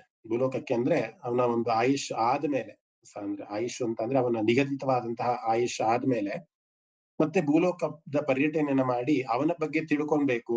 ಅಂದ್ರೆ ಆ ಮಹರ್ಷಿ ಆಗಿದ್ದವನು ಹಿಂದೆ ಒಬ್ಬ ದೊಡ್ಡ ರಾಜನಾಗಿದ್ದ. ಆ ರಾಜನಾಗಿದ್ದಂತಹ ಸಂದರ್ಭದಲ್ಲಿ ಬಹಳಷ್ಟು ಒಳ್ಳೊಳ್ಳೆ ಕೆಲಸಗಳನ್ನ ಮಾಡ್ಕೊಂಡ್ ಬಂದಿದ್ದ ಇಂದ್ರದ್ಯುಮ್ನ ಅನ್ನುವಂಥವ್ನು. ಸೊ ಆ ಎಲ್ಲಾ ಒಳ್ಳೆ ಕೆಲಸಗಳನ್ನ ಭೂಲೋಕದಲ್ಲಿ ಇಂದು ಕೂಡ ನೆನೆಸ್ತಾರೆ ಯಾರಾದ್ರೂ ಕೂಡ ನೆನ್ಪಿಟ್ಕೊಂಡಿದ್ದಾರೆ ನನ್ನ. ಸಾಮಾನ್ಯವಾಗಿ ಒಂದು ಜನರೇಷನ್ ಆಗಿ ಇನ್ನೊಂದು ಜನರೇಷನ್ ಬಂದಾಗ ಅಥವಾ 2-3 ಜನರೇಷನ್ ಆದಾಗ ಆ ಥರ್ಡ್ ಜನರೇಷನ್ ಅಥವಾ ಫೋರ್ತ್ ಜನರೇಷನ್ ಯಾರಿದ್ರು ಅವ್ರು ಮಾಡಿದಂತಹ ಕಾರ್ಯಗಳು ಅಥವಾ ಸಾಧನೆಗಳು ಮುಂದಿನ 3-4 ಜನರೇಷನ್ಸ್ ಆದ್ಮೇಲೆ ಅದ್ ನೆನ್ಪಿರೋದಿಲ್ಲ. ಆದ್ರೆ ಈ ಇಂದ್ರದ್ಯುಮ್ನ ಅನ್ನೋನು ಬಹಳ ಒಂದು ನಂಬಿಕೆ ಜಾಸ್ತಿ ಅವನಿಗೆ. ಏನ್ ನಂಬಿಕೆ ಜಾಸ್ತಿ ಅಂದ್ರೆ, ನಾನ್ ಮಾಡಿದಂತಹ ಎಲ್ಲ ಒಳ್ಳೊಳ್ಳೆ ಕಾರ್ಯಗಳು, ಯಜ್ಞಗಳು, ಹೋಮಗಳು ಅಥವಾ ಕಟ್ಟಿದಂತಹ ಕಟ್ಟಡಗಳು, ಸರೋವರಗಳು, ಇವೆಲ್ಲವೂ ಕೂಡ ನೆನೆಸ್ತಾ ಇದ್ದಾರ ಜನಗಳು ಅಂತ ತಿಳ್ಕೊಬೇಕು ಅಂತ ಭೂಲೋಕಕ್ಕೆ ಬರ್ತಾನಂತೆ. ಭೂಲೋಕಕ್ಕೆ ಬಂದು ಅಲ್ಲೊಬ್ಬ ಯಾರು ತುಂಬಾ ದೀರ್ಘ ಆಯುಷಿ ಭೂಲೋಕದಲ್ಲಿ ಯಾರಿದ್ದಾರೆ ಅಂತ ಹುಡುಕ್ತಾ ಹೋದಾಗ ಅವರಿಗೆ ಒಂದು ಮಹರ್ಷಿಗಳು ಮತ್ತೆ ಅಂದ್ರೆ ಇದೆ ಮಾರ್ಕಂಡೇಯ ಮಹರ್ಷಿಗಳ ಪರಿಚಯ ಆಗತ್ತೆ. ನೀವು ತುಂಬಾ ವರ್ಷಗಳಿಂದ ಇದ್ದೀರಾ ಅಲ್ವಾ ಋಷಿಗಳೇ, ನನ್ನ ಒಂದು ಸಾಧನೆಯನ್ನ ಅಥವಾ ನನ್ನ ಒಂದು ಕೆಲಸವನ್ನ ಯಾರಾದ್ರೂ ಸ್ಮರಿಸ್ತಾರಾ ಅಂತ ಮಾರ್ಕಂಡೇಯ ಋಷಿಗಳಲ್ಲಿ ಇಂದ್ರದ್ಯುಮ್ನ ಪ್ರಶ್ನೆ ಮಾಡ್ತಾನಂತೆ. ಅದಕ್ಕೆ ಮಾರ್ಕಂಡೇಯ ಮಹರ್ಷಿಗಳು ಹೇಳ್ತಾರಂತೆ, ಇಲ್ಲಪ್ಪ, ನಾನು ಸದಾ ಧ್ಯಾನಾಸಕ್ತನಾಗಿ ಲೌಕಿಕದಲ್ಲಿ ನನ್ನ ಗಮನ ಇಲ್ಲ ನನಗೆ. ಸದಾ ನಾನು ಧ್ಯಾನಾಸಕ್ತನಾಗಿರ್ತೀನಿ, ಆಶ್ರಮದಲ್ಲೇ ಇರ್ತೀನಿ. ನನಗೆ ನಿನ್ನ ಸಾಧನೆಗಳು ಅಥವಾ ನೀನ್ ಇದ್ದಾಗ ಮಾಡಿದಂತಹ ಕೆಲಸಗಳು ನನಗೆ ಯಾವುದು ಕೂಡ ಗೊತ್ತಿಲ್ಲ. ನನಗೆ ಪ್ರವಾಕರ್ಣ ಅನ್ನುವಂತ ಒಂದು ಗೂಬೆ ಇದೆ. ಆ ಗೂಬೆ ಬಹಳಷ್ಟು ವರ್ಷಗಳಿಂದ ಇದೆ. ಆ ಗೂಬೆ ಹತ್ರ ಹೋಗಿ ನೀನು ಕೇಳಿದ್ರೆ, ಇಂದ್ರದ್ಯುಮ್ನ ಯಾರು ಅಂತ ಕೇಳಿದ್ರೆ, ಆ ಗೂಬೆ ಅಂದ್ರೆ ಪ್ರವಾಕರ್ಣ ಅನ್ನುವಂಥ ಗೂಬೆಯ ಹೆಸರು, ಅದು ಹೇಳ್ಬಹುದು, ಅದು ನಿನ್ನ ಗುರ್ತಿಡಿಬಹುದು ಅಂತ ಮಾರ್ಕಂಡೇಯರು ಹೇಳ್ತಾರಂತ. ಆಯ್ತು ಬನ್ನಿ ಹೋಗೋಣ ಅಂತ ಅಂದ್ಬಿಟ್ಟು ಮಾರ್ಕಂಡೇಯರ ಜೊತೆನೆ ಇಂದ್ರದ್ಯುಮ್ನ ಬಂದು ಆ ಗೂಬೆ ಹತ್ರ ಹೋಗಿ ಪ್ರಶ್ನೆ ಮಾಡ್ತಾನೆ, ನಾನ್ ಯಾರು ಗೊತ್ತಾ ನಿಮ್ಗೆ ಅಂತ. ಅದಕ್ಕೆ ಆ ಗೂಬೆ ಹೇಳತ್ತಂತೆ, ಇಲ್ಲಪ್ಪ, ನೀನ್ ಯಾರು ಅಂತ ಗೊತ್ತಿಲ್ಲ, ನಿನ್ನ ಕಂಡಿಡಿಯಕ್ ಆಗ್ತಿಲ್ಲ, ನೀನ್ ಯಾರು ಅಂದ್ರೆ ನನ್ಗೆ ಗೊತ್ತಿಲ್ಲ. ನಾನ್ ತುಂಬಾ ವರ್ಷಗಳಿಂದ ಇದ್ದೀನಿ, ಅಂದ್ರೆ ಬಹಳಷ್ಟು ವರ್ಷಗಳಿಂದ ನಾನು ಇದ್ದೀನಿ, ಆದ್ರೆ ನಿನ್ನನ್ನ ಗುರ್ತಿಡೋಕ್ ಆಗ್ತಿಲ್ಲ ನನಗೆ. ಮತ್ತೆ ನಿನಗಿಂತ ಹಿರಿಯರು ಅಥವಾ ನಿನಗಿಂತ ಇನ್ನೂ ಬಹಳಷ್ಟು ಜನ ಇರುವಂತವ್ರು ಇನ್ಯಾರಾದ್ರೂ ಇದಾರಾ ಅಂತ ಪ್ರಶ್ನೆ ಮಾಡ್ತಾನೆ ಇಂದ್ರದ್ಯುಮ್ನ. ಅದಕ್ಕೆ ಅವನು ಹೇಳ್ತಾನಂತೆ, ಒಬ್ಬ ಬಕಪಕ್ಷಿ ಇದೆ, ನಾಡಿ ಜಂಘ ಅನ್ನುವಂತ ಒಂದು ಬಕಪಕ್ಷಿ, ನಾಡಿ ಜಂಘ ಅನ್ನುವಂತ ಒಂದು ಬಕಪಕ್ಷಿ ಇದೆ, ಅದು ನಿನ್ನನ್ನ ಗುರುತಿಡಿಬಹುದು, ಅಲ್ಲಿ ಹೋಗೋಣ ಅಂತ ಅಂದ್ಬಿಟ್ಟು ಮತ್ತೆ ಮಾರ್ಕಂಡೇಯ ಮಹರ್ಷಿಗಳು ಮತ್ತೆ ಇಂದ್ರದ್ಯುಮ್ನ ಆ ಬಕಪಕ್ಷಿಯನ್ನ ಹುಡ್ಕೊಂಡು ಹೋಗ್ತಾರಂತೆ.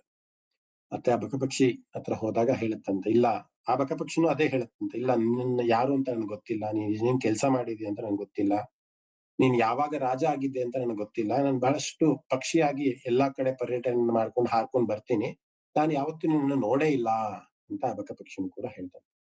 ಮತ್ತೆ ಅದೇ ಪ್ರಶ್ನೆಯನ್ನ ಮಾಡ್ತಾನೆ ಇಂದ್ರದ್ಯುಮ್ನ, ನಿನಗಿಂತ ಹಿರಿಯರು ಯಾರಾದ್ರೂ ಇದ್ದಾರಾ, ನಿನಗಿಂತ ತುಂಬಾ ಹಳಬರು ಅಂದ್ರೆ ಇನ್ನೂ ಜನರೇಷನ್ ಇರುವಂತವ್ರು ಯಾರಾದ್ರೂ ನೀನ್ ಪರಿಚಯ ಇದ್ದಾರಾ ಅಂತ ಪ್ರಶ್ನೆ ಮಾಡ್ತಾರಂತ. ಆಗ ಬಕಪಕ್ಷಿ ಹೇಳುತ್ತಂತೆ, ನನಗೆ ಇನ್ನೂ ತುಂಬಾ ಪುರಾತನವಾಗಿರುವಂತಹ ಒಂದು ಆಮೆ ಗೊತ್ತಿದೆ, ಆ ಆಮೆ ಸರೋವರದ ಒಳಗಡೆ ಇದೆ, ಅದರ ಪರಿಚಯವನ್ನ ಮಾಡ್ಕೊಡ್ತೀನಿ, ನೀನ್ ಹೋಗಿ ಆಮೆ ಹತ್ರ ಕೇಳಿ ಅಂತ ಆ ಆ ಬಕಪಕ್ಷಿ ಹೇಳತ್ತಂತೆ. ಮತ್ತೆ ಮಾರ್ಕಂಡೇಯರ ಜೊತೆಗೆ ಆ ಸರೋವರ ಹತ್ರ ಬಂದು ಆಮೆಯನ್ನು ಪ್ರಾರ್ಥನೆ ಮಾಡ್ತಾರಂತೆ. ಆಗಿನ ಕಾಲದಲ್ಲಿ ಪ್ರಾರ್ಥನೆ ಮಾಡಿದ್ರೆ ಆಮೆಯು ಕೂಡ ಮೇಲ್ ಬರ್ತಾ ಇತ್ತು. ಬಂದು ಆ ಮತ್ತೆ ಆಮೆಯನ್ನ ಪ್ರಶ್ನೆ ಮಾಡ್ತಾನೆ ಇಂದ್ರದ್ಯುಮ್ನ, ನಾನ್ ಗೊತ್ತಾ ನಿನ್ಗೆ, ನನ್ನ ಪರಿಚಯ ಇದ್ಯಾ ನಿನಗೆ ಅಂತ. ಒಂದಿಷ್ಟು ಮೌನ ಪಡೀತಂತೆ. ಅಂದ್ರೆ ಒಂದಿಷ್ಟು ಕಾಲಗಳ ಮೌನವನ್ನು ಮಾಡಿ ಅದರದೇ ಆದಂತಹ ಒಂದು ರೀತಿಯಲ್ಲಿ ನಮಸ್ಕಾರವನ್ನು ಮಾಡಿ ಇಂದ್ರದ್ಯುಮ್ನಿಗೆ ಹೇಳತ್ತಂತೆ, ನೀನ್ ಯಾರಿಗೆ ಗೊತ್ತಿಲ್ಲ ಇಂದ್ರದ್ಯುಮ್ನ, ನೀನೇನ್ ಮಾಡುವಂತಹ ಒಳ್ಳೊಳ್ಳೆ ಕೆಲಸಗಳು ಎಷ್ಟಿದೆ ಅಂತ. ಈಗ ನಾನು ಇದೀನಲ್ಲ ಸರೋವರ, ಆ ಸರೋವರವನ್ನ ಕಟ್ಟಿದವನು ಕೂಡ ನೀನೇ ಆಗಿದ್ಯಾ. ನೀನು ನಡೆಸಾದಂತಹ ಗೋಶಾಲೆ ಅಂತ ಏನಿತ್ತು ಅಥವಾ ಆಶ್ರಮಗಳು ಅಂತ ಏನಿತ್ತು, ಇವತ್ತಿಗೂ ಕೂಡ ಅಲ್ಲಿ ಒಳ್ಳೊಳ್ಳೆ ಕೆಲಸಗಳೇ ನಡೀತಾ ಇದೆ. ಎಲ್ಲೂ ಕೂಡ ಸುಭಿಕ್ಷವಾಗಿ ಬಹಳ ಧರ್ಮಯುತವಾಗಿ ನಡೆದಂತಹ ದೊಡ್ಡ ರಾಜ ನೀನು, ದೀರ್ಘಾಯುಷಿ ಆಗಿರುವಂತಹ ಇದು ನೀನು. ನಿನ್ನನ್ನ ಕಂಡಿಡಿ ಅಂತ ಇರುವಂತಹವ್ರು ಯಾರಿದ್ದಾರೆ ಅಂತ ಆಮೆ ಪ್ರಶ್ನೆ ಮಾಡತ್ತಂತೆ. ಇದಂತ ಹೇಳಿದ ತಕ್ಷಣ ಆಕಾಶದಿಂದ ಒಂದು ವಾಹನ ಬರುತ್ತಂತೆ. ವಾಹನ ಅಂತ ಅಂದ್ರೆ ಆಗಿನ ಕಾಲದಲ್ಲಿ ಪುಷ್ಪಕ ವಿಮಾನ ಅಂತ ಏನ್ ಹೇಳ್ತೇವಲ್ಲ, ಅದು ಬಂದು ಅಲ್ಲಿ ನಿಂತ್ಕೊಳ್ಳುತ್ತಂತೆ. ಆ ಪುಷ್ಪಕ ವಿಮಾನ ಬಂದು ನಿಂತು ಅಲ್ಲಿದ್ದಂತಹ ಯಕ್ಷರು ಎಲ್ಲರೂ ಕೂಡ ಇಂದ್ರದ್ಯುಮ್ನನ್ನ ಸ್ವಾಗತ ಮಾಡ್ತಾರಂತೆ, ಬನ್ನಿ ಇದರಲ್ಲಿ ಕೂತ್ಕೊಳ್ಳಿ, ಸ್ವರ್ಗಕ್ಕೆ ಹೋಗೋಣ ಮತ್ತೆ ಅಂತ.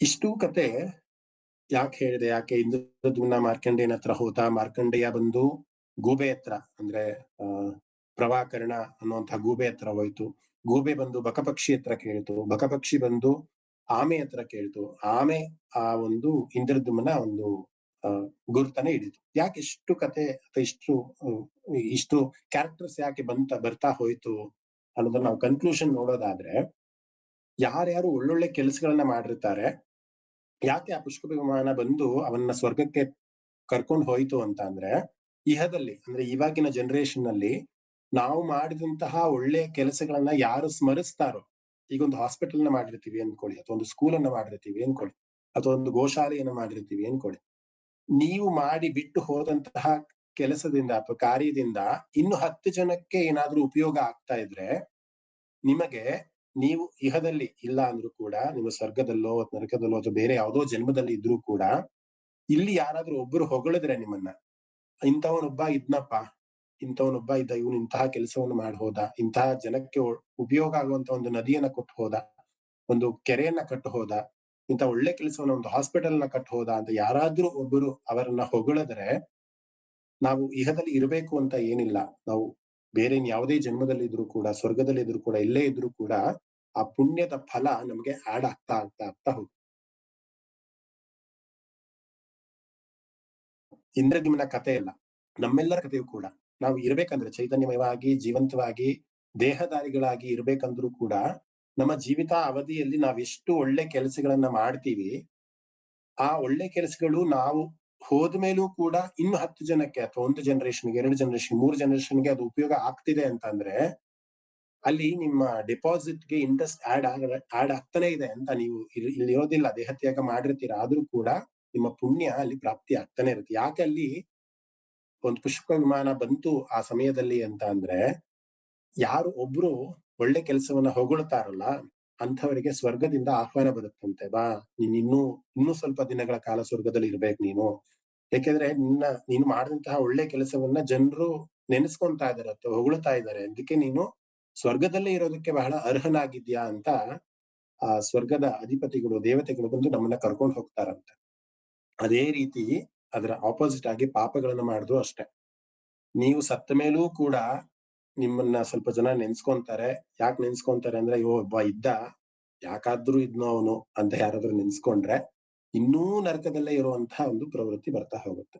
ಅಂದ್ರೆ ನರಕದಲ್ಲೇ ಇದ್ರೂ ಕೂಡ, ಸತ್ರೂ ಕೂಡ, ಪಾಪಗಳನ್ನು ಮಾಡಿ ಒಂದಿಷ್ಟು ಪಾಪಗಳನ್ನ ಮಾಡಿ ಹೋದ್ರೂ ಕೂಡ, ಇಹದಲ್ಲಿ ಈ ಒಂದು ಜನರೇಷನ್ ಅಲ್ಲಿ ಯಾರಾದ್ರೂ ನಿಮ್ಮನ್ನ ಬೈಕೊಂಡ್ರೆ, ಇಂಥವನೊಬ್ಬ ಇದ್ದ, ಈ ತರ ಮಾಡ್ಬಿಟ್ಟು ಹೋದ ಅಂತ ಬೈಕೊಂಡ್ರೆ, ನೀವು ಸತ್ರೂ ಕೂಡ ನಿಮ್ಮ ಪಾಪಗಳು ಆಡ್ ಆಗ್ತಾನೆ ಇರುತ್ತೆ. ಸೊ ನಮ್ಗೆ ಇದರಲ್ಲಿ ಬರುವಂತಹ ನೀತಿ ಏನು ಅಂತ ಅಂದ್ರೆ, ಇರುವಷ್ಟು ಕಾಲ ಪ್ರತಿಯೊಂದು ಕ್ಷಣವೂ ಕೂಡ, ಪ್ರತಿಯೊಂದು ದಿನವೂ ಕೂಡ 10 ಜನಕ್ಕೆ, ಸಮಾಜಕ್ಕೆ ಒಳ್ಳೇದಾಗುವಂತಹ ಕೆಲಸಗಳನ್ನ ಮಾಡ್ತಾ ಹೋಗ್ಬೇಕು. ಬರೀ ಸಾಂಸಾರಿಕವಾಗಿ ಹೆಂಡತಿಯನ್ನ, ಮಕ್ಕಳನ್ನ, ಸಂಬಂಧವನ್ನ, ನೆಂಟರನ್ನ, ಇಷ್ಟರನ್ನ ತೃಪ್ತಿಪಡಿಸಿದಲೆ ಸಮಾಜಕ್ಕೆ ನನ್ನ ಕಡೆಯಿಂದ ಏನು ಕೆಲಸ ಆಗ್ತಾ ಇದೆ. ಇವತ್ತೊಂದಿಷ್ಟು ಜನ ಚಕ್ರವರ್ತಿ ಸೂಲಿಬೆಲೆ ಅವರು ಮಾಡುವಂತಹ ಒಂದು ಬ್ರಿಗೇಡ್ ಅನ್ನುವಂತಹ ಒಂದು ದೊಡ್ಡ ಸಂಸ್ಥೆ ಇದೆ. ಅವರು ಪ್ರತಿಯೊಂದು ಕೆರೆಗಳಿಗೆ ಹೋಗಿ ಕೆರೆಯನ್ನ ಕ್ಲೀನ್ ಮಾಡಿ ಬರ್ತಾರೆ. ವಾಟರ್ ಬಾಟಲ್ಸ್ ಅಥವಾ ಕವರ್ಗಳು ಅಥವಾ ಡೈಪರ್ಗಳು ಎಲ್ಲ ಇರುವಂತಹ ಕಸವನ್ನ ಅವರೇ ಸಾಕ್ಷಾತ್ ಹೋಗಿ ಕ್ಲೀನ್ ಮಾಡಿ ಬರ್ತಾರೆ. ಯಾವುದೇ ಪ್ರತಿಷ್ಠೆಗಾಗ್ಲಿ ಅಥವಾ ಯಾವುದೇ ಒಂದು ಜನರ ಮನ್ನಣೆಗಾಗ್ಲಿ, ರಾಜಕೀಯದ ಒಂದು ಇದಕ್ಕಾಗ್ಲಿ ಅವ್ರು ಹೋಗಿ ಮಾಡಲ್ಲ. ಸಮಾಜಕ್ಕೆ ಅದರಿಂದ ಒಳ್ಳೇದಾಗ್ತಾ ಇದೆಯಾ ಅನ್ನುವಂತಹ ಒಂದು ದೃಷ್ಟಿಯನ್ನ ಇಟ್ಕೊಂಡು ಕೆಲಸಗಳನ್ನ ಮಾಡುವಂತಹ ಸಂಘ ಸಂಸ್ಥೆಗಳು ಸುಮಾರಷ್ಟು ಇದೆ. ಯಾವುದು ಬೇಡ, ಈಗ 31ನೇ ತಾರೀಕು ನಮ್ಮ ದಕ್ಷಿಣಾಮೂರ್ತಿ ಶ್ಲೋಕದ ಒಂದು ಅಭಿಯಾನ ಪ್ಯಾಲೇಸ್ ಗ್ರೌಂಡ್ಸ್ ಅಲ್ಲಿ ನಡೀತಾ ಇದೆ. ಒಂದಿಷ್ಟು ನಿಮ್ಮಲ್ಲಿ ಆಗುವಂತಹ ಸೇವೆಯನ್ನ ವಾಲಂಟಿಯರ್ ಆಗಿ ಶ್ರಮದಾನವನ್ನ ನೀವು ಮಾಡುವಂತಹ ಕೆಲಸವನ್ನು ಮಾಡಿದ್ರೂ ಕೂಡ ಅದು ಕೂಡ ನಿಮಗೆ ಪುಣ್ಯ ಪ್ರಧಾನವಾದಂತಹ ಕೆಲಸವೇ ಕೂಡ ಆಗತ್ತೆ ಅಂತ. ಅಂದ್ರೆ ನಾವು ತಿಳ್ಕೊಬೇಕಾದಂತಹ ಒಂದು ಸತ್ವ ಏನು ಅಂತ ಅಂದ್ರೆ ಇರುವಂತಹ ಕಾಲದಲ್ಲಿ ನಮ್ಮ ಚೈತನ್ಯವನ್ನ ನಾವು ಒಳ್ಳೊಳ್ಳೆ ಕೆಲಸಗಳಿಗೆ, ನಮ್ಮ ಶೌರ್ಯವನ್ನ, ನಮಗೆ ಚೈತನ್ಯ ಈ ದೇಹದಲ್ಲಿ ಎಷ್ಟು ದಿನಗಳ ಕಾಲ, ಎಷ್ಟು ವರ್ಷಗಳ ಕಾಲ ಇರಕ್ಕಾಗತ್ತೆ ಅಂತ ಗೊತ್ತಿಲ್ಲ.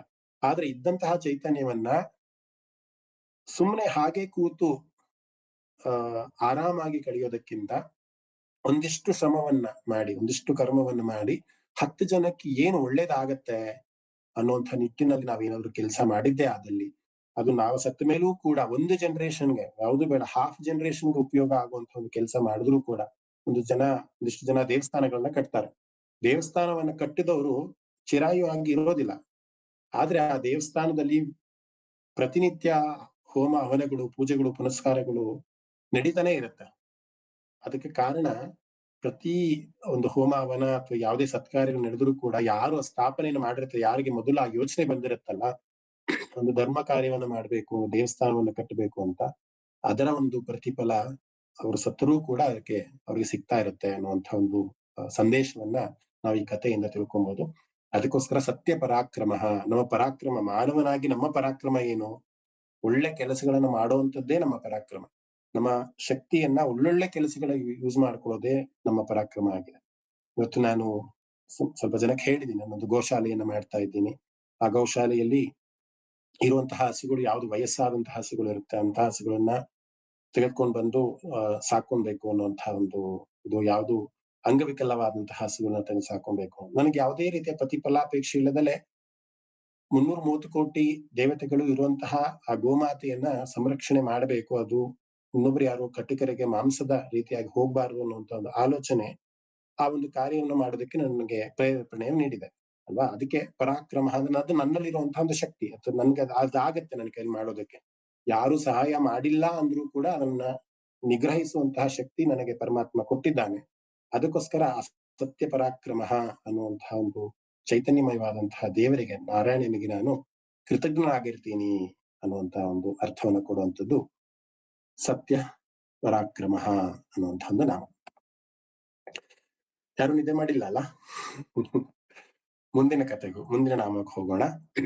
ನಿಮಿಷ ಮಹೋದಯ, ಚೆನ್ನಾಗಿ ನಡೀತಾ ಇದು ಪ್ರೋಗ್ರೆಸ್ ಆಗ್ತಾ ಇದೆಯಾ ನಿಮ್ದು? ಇದು ಗೋಶಾಲಾ ನಿರ್ಮಾಣ ಹಂತ ಮುಗಿದಿದೆ. ಇನ್ನು 1 ತಿಂಗಳಲ್ಲಿ ಹಸುಗಳೆಲ್ಲ ಬಂದು ಸೇರ್ಕೊಳ್ಳೋದು. ನಿರ್ಮಾಣ ಹಂತ ಆಗಿದೆ. ತುಂಬಾ ಒಳ್ಳೇದು, ತುಂಬಾ ಒಳ್ಳೇದು. ತುಂಬಾ ನಮಸ್ಕಾರ ಮಾಡ್ಬೇಕು ನಿಮ್ಮ ಇದಕ್ಕೆ. ಆಗ್ಲಿ. ಸೊ ಮುಂದಿನ ನಾಮಕ್ಕೆ ಹೋಗೋಣ. ನಿಮಿಷಃ ಅನ್ನುವಂಥದ್ದು ವಿಷ್ಣುವಿನ ಒಂದು ನಾಮ. ಕಣ್ಣು ಮುಚ್ಚಿಕೊಂಡಿರುವವನು ಅಥವಾ ಕಣ್ಣನ್ನ ನಿಮಿಷ ಅಂದ್ರೆ ಸಂಸ್ಕೃತದಲ್ಲಿ ಕಣ್ಣನ್ನ ಮುಚ್ಚಿರುವವನು ಅನ್ನುವಂತ ಅರ್ಥ ಬರುತ್ತೆ. ಸಾಮಾನ್ಯವಾಗಿ ವಿಷ್ಣುವನ್ನ ಧ್ಯಾನಾಸಕ್ತರಲ್ಲಿ ಯಾರಾದ್ರೂ ನೀವು ನೋಡೋದಾದ್ರೆ, ಯೋಗ ನಿದ್ರೆಯಲ್ಲಿ ಯಾರಾದ್ರೂ ನೋಡೋದಾದ್ರೆ, ಪರಮಾತ್ಮ ಕಣ್ಣನ್ನೇ ಮುಚ್ಚಿಕೊಂಡು ಸೃಷ್ಟಿ ಸ್ಥಿತಿ ಲಯ ಈ ಮೂರನ್ನೂ ಕೂಡ ಅವನು ಬಹಳ ಯೋಗ ನಿದ್ರೆಯಲ್ಲಿ ಇದ್ರೂ ಕೂಡ ಅವನು ಬಹಳ ಜಾಗೃತನಾಗಿ ನೋಡ್ತಾ ಇರ್ತಾನೆ. ಅದಕ್ಕೋಸ್ಕರ ಅವನಿಗೆ ನಿಮಿಷಃ ಅಂದ್ರೆ ಕಣ್ಣು ಮುಚ್ಚಿಕೊಂಡಿರುವವನು ಅನ್ನೋ ಅರ್ಥ ಬರುತ್ತೆ. ಯಾಕೆ ಕಣ್ಣು ಮುಚ್ಕೊಂಡಿರ್ತಾನೆ? ಕಣ್ಣು ತೆರೆದಿರುವಾಗ ಬರೀ ನಾವು ಇಲ್ಲಿ ಮಾತ್ರ ನೋಡ್ತೀವಿ ಅಲ್ವಾ. ಕಣ್ಣು ಮುಚ್ಕೊಂಡಾಗ ನಾವು ಬೇರೆ ನಮ್ಮ ಆಂತರಿಕದಲ್ಲಿ ನಡೆಯುವಂತಹ ಎಲ್ಲಾ ಕ್ರಿಯೆಗಳನ್ನು ಕೂಡ ನೋಡಬಹುದು. ಅದಕ್ಕೋಸ್ಕರ ವಿಷ್ಣು ಕಣ್ಣು ಮುಚ್ಕೊಂಡು ಈ ಸೃಷ್ಟಿ ಸ್ಥಿತಿ ಲಯ 3 ಕಾರ್ಯಗಳನ್ನು ಕೂಡ ಪರಮಾತ್ಮ ಮಾಡ್ತಿರ್ತಾನೆ ಅನ್ನುವಂತಹ ಅರ್ಥದಲ್ಲಿ ನಾವು ನಿಮಿಷಃ ಅನ್ನುವಂಥ ಒಂದು ನಾಮವನ್ನು ಅರ್ಥೈಸ್ಕೊಬಹುದು. ಶಂಕರ ಭಗವತ್ಪಾದರು ತಮ್ಮ ವ್ಯಾಖ್ಯಾನದಲ್ಲಿ ಹೇಳ್ತಾರೆ, ನಿಮೀಲತೆ ಯಥೋ ನೇತ್ರೆ ಯೋಗ ನಿದ್ರಾ ರಹಸ್ಯ ಅಥೋ ನಿಮಿಷಃ ಅಂತ. ಅಂದ್ರೆ ಯೋಗ ನಿದ್ರಾ ಅಥವಾ ಯೋಗ ನಿದ್ರೆಯಲ್ಲಿ ಅವನ ಕಣ್ಣುಗಳು ಮುಚ್ಚಲ್ಪಟ್ಟಿವೆ, ಅದಕ್ಕೋಸ್ಕರ ಅವನಿಗೆ ನಿಮಿಷಃ ಅನ್ನುವಂತ ಒಂದು ನಾಮದಲ್ಲಿ ಕರಿತೀವಿ ಅಂತ. ಅದರ ಮುಂದಿನ ನಾಮ ಅನಿಮಿಷಃ ಅಂತ. ಅಂದ್ರೆ ಅದು ವಿರುದ್ಧಾರ್ಥಕವಾಗಿರೋದು. ಅಂದ್ರೆ ಸದಾ ಜಾಗೃತನಾಗಿರ್ತಾನೆ ಅಂತ. ಅಂದ್ರೆ ಅವನ ಬುದ್ಧಿವಂತಿಕೆ ಅಥವಾ ಅವನ ಒಂದು ಧೈರ್ಯ ಸ್ಥೈರ್ಯಗಳು ಯಾವಾಗಲೂ ಕೂಡ ಪ್ರಬುದ್ಧವಾಗಿರುತ್ತೆ ಅಥವಾ ಜಾಗೃತ ಸ್ಥಿತಿಯಲ್ಲಿ ಪರಮಾತ್ಮ ಇರ್ತಾನೆ ಅಂತ. ಸಾಮಾನ್ಯವಾಗಿ ಬಹಳಷ್ಟು ವಿಷ್ಣು ಸಹಸ್ರನಾಮವನ್ನು ನಾವು ನೋಡ್ಬೋದು. ಒಂದು ನಾಮ ಈಗ ನಿಮಿಷಃ ಅಂತ ಇದ್ರೆ ಅನಿಮಿಷಃ ಅಂತ ಅದ್ರ ಆಪೋಸಿಟ್ ಆಗಿ ಇರುತ್ತೆ. ಯಾಕೆಂದ್ರೆ ವಿಷ್ಣು ಜಾಗೃತನಾಗಿರ್ಲಿ, ಯೋಗ ನಿದ್ರೆಯಲ್ಲಿರ್ಲಿ, ಹೇಗಿದ್ರು ಕೂಡ ಅವನೇ. ಅಂದ್ರೆ ಅವನಿಗೆ ಅವನೇ ಸಾಟಿ ಅಲ್ವಾ. ಆದ್ರಿಂದ ನಾವು ಎರಡನ್ನೂ ಕೂಡ ಸ್ವೀಕಾರವನ್ನು ಮಾಡ್ಬೇಕು. ನಿಮಿಷಃ ಅಂದ್ರೆ ಯೋಗ ನಿದ್ರೆಯಲ್ಲಿ ಪರಮಾತ್ಮ ಇರ್ತಾನೆ, ಯೋಗ ನಿದ್ರೆಯಲ್ಲೇ ಇದ್ದು ಇಡೀ ಪ್ರಪಂಚವನ್ನ, ಸೃಷ್ಟಿಯನ್ನ ಅವನ ಒಂದು ನಿಯಂತ್ರಣದಲ್ಲಿ ಇಟ್ಕೊಂಡಿರ್ತಾನೆ ಅನ್ನುವಂತಹ ಅರ್ಥವನ್ನ ಕೊಡುವಂಥದ್ದು ನಿಮಿಷಃ. ಆದ್ರೆ ಅನಿಮಿಷಃ ಅಂತ ಅಂದ್ರೆ ಸದಾ ಎಚ್ಚರವಾಗಿರ್ತಾನೆ, ಜಾಗೃತನಾಗಿರ್ತಾನೆ, ಅವನ ಬುದ್ಧಿವಂತಿಕೆ, ಅವನ ಶೌರ್ಯ ಅಥವಾ ಅವನ ಪ್ರಜ್ಞಾ ಮನೋಭಾವ ಬಹಳ ಪ್ರಬುದ್ಧವಾಗಿರುತ್ತೆ ಅನ್ನುವಂಥ ಅರ್ಥವನ್ನ ಕೊಡುವಂಥದ್ದು. ಸೊ ಎರಡು ನಾಮಗಳನ್ನ ಸೇರಿಸಿ ನಾನು ಒಂದು ಕಥೆಯನ್ನ ನಿಮ್ಗೆ ಹೇಳ್ಬೇಕು ಅಂತ ಅನ್ಕೊಂಡಿದ್ದೀನಿ. ಕತೆ ಈ ರೀತಿ ಇದೆ. ಸೊ ನಾಮದ ಅರ್ಥ ಗೊತ್ತಾಯ್ತಲ್ವಾ? ನಿಮಿಷಃ, ಅನಿಮಿಷ. ಇನ್ನೂ ಸ್ವಲ್ಪ ದೀರ್ಘವಾಗಿ ಏನಾದ್ರು ಹೇಳ್ಬೇಕಾ? ಅರ್ಥ ಆಯ್ತು ಮಹೋದಯ. ಈ ಆತ್ಮನ ಹೇಳ್ಬೋದಲ್ವಾ ಮಹೋದಯ ಇದಕ್ಕೆ? ಅನಿಮಿಷಃ ಆತ್ಮ ಸದಾ ಜಾಗೃತ ಸ್ಥಿತಿಲೇ ಇರುತ್ತಲ್ವಾ ಮಹೋದಯ? ಆತ್ಮ ಅಂತ ಹೇಳೋದಕ್ಕೆ ಆಗೋದಿಲ್ಲ. ಇಲ್ಲಿ ಅನಿಮಿಷಃ ಅಂತ ಅಂದ್ರೆ ಎಚ್ಚರವಾದಂತಹ ಸ್ಥಿತಿ, ಜಾಗೃತವಾದಂತಹ ಸ್ಥಿತಿ ಅಂತ ಹೇಳ್ಬೋದು. ಆತ್ಮ ಯಾವಾಗಲೂ ಜಾಗೃತವಾಗಿರುತ್ತೆ. ದೇಹ ಬಂದು ದೇಹಕ್ಕಷ್ಟೇ ಅನ್ನೋದು, ಇಂದ್ರಿಯದಲ್ಲಿ ನಿದ್ರೆ ಅನ್ನೋದು. ಆತ್ಮ ಅಂತೂ ತಗೊಬಹುದು. ಯಾಕೆಂದ್ರೆ ಆತ್ಮ ಅಂತ ಡೈರೆಕ್ಟ್ ಆಗಿ ಹೇಳೋದಕ್ಕಿಂತ ಆತ್ಮ ಸ್ವರೂಪನಾಗಿದ್ದಾನೆ ಅಥವಾ ಜಾಗೃತನಾಗಿದ್ದಾನೆ, ಪ್ರಬುದ್ಧನಾಗಿದ್ದಾನೆ, ಸದಾ ಪ್ರಜ್ಞಾವಂತನಾಗಿದ್ದಾನೆ ಅನ್ನುವಂಥ ಅರ್ಥವನ್ನು ಕೊಡುವಂಥದ್ದು ಅನಿಮಿಷಃ ಅನ್ನುವಂಥದ್ದು.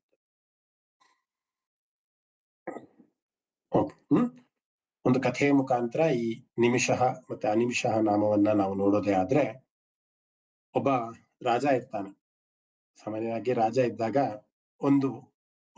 ಒಂದು ಕಾಲದ ತನಕ ರಾಜ್ಯಭಾರವನ್ನ ಮಾಡ್ತಾನೆ, ನಂತರ ವೈರಾಗ್ಯ ಪ್ರಾಪ್ತಿ ಆಗುತ್ತೆ. ನಮಗೂ ಕೂಡ ಇವಾಗಲೂ ಕೂಡ ಅದೇ ರೀತಿ ಅಲ್ವಾ? ಒಂದು ವಯಸ್ಸಾದ ಮೇಲೆ ಮಕ್ಕಳಿಗೆಲ್ಲ ಮದುವೆ, ಎಲ್ಲ ಜವಾಬ್ದಾರಿಗಳನ್ನ ಮಾಡಿದ್ಮೇಲೆ ವೈರಾಗ್ಯ ಕಾಡ್ತಾ ಹೋಗುತ್ತೆ. ಅದ್ ಯಾಕೆ ಯೌವನದಲ್ಲಿದ್ದಾಗ ವೈರಾಗ್ಯ ಬರೋದಿಲ್ಲ ಅಂತ ನಮ್ಗೆ ಇದ್ರಿಗೂ ಗೊತ್ತಿಲ್ಲ. ಬಟ್ ಸಾಮಾನ್ಯವಾಗಿ ವಯಸ್ಸಾದ್ಮೇಲೆ ಎಲ್ಲರೂ ಕೂಡ ವೈರಾಗ್ಯ ಬರುತ್ತೆ. ಸೊ ಅದೇ ರೀತಿ ಒಬ್ಬ ರಾಜನಿಗೆ ವೈರಾಗ್ಯ ಬರುತ್ತೆ. ಎಲ್ಲವನ್ನೂ ಕೂಡ ಬಿಟ್ಟು, ತಾನು ಸಂಪಾದಿಸಿದಂತಹ ಹಣ, ಆಸ್ತಿ, ರಾಜ್ಯ, ಕೋಶ ಎಲ್ಲವನ್ನೂ ಕೂಡ ಬಿಟ್ಟು ಒಂದು ಗುರುವನ್ನ ಹರಿಸ್ಕೊಂಡು ಹೋಗ್ತಾರೆ.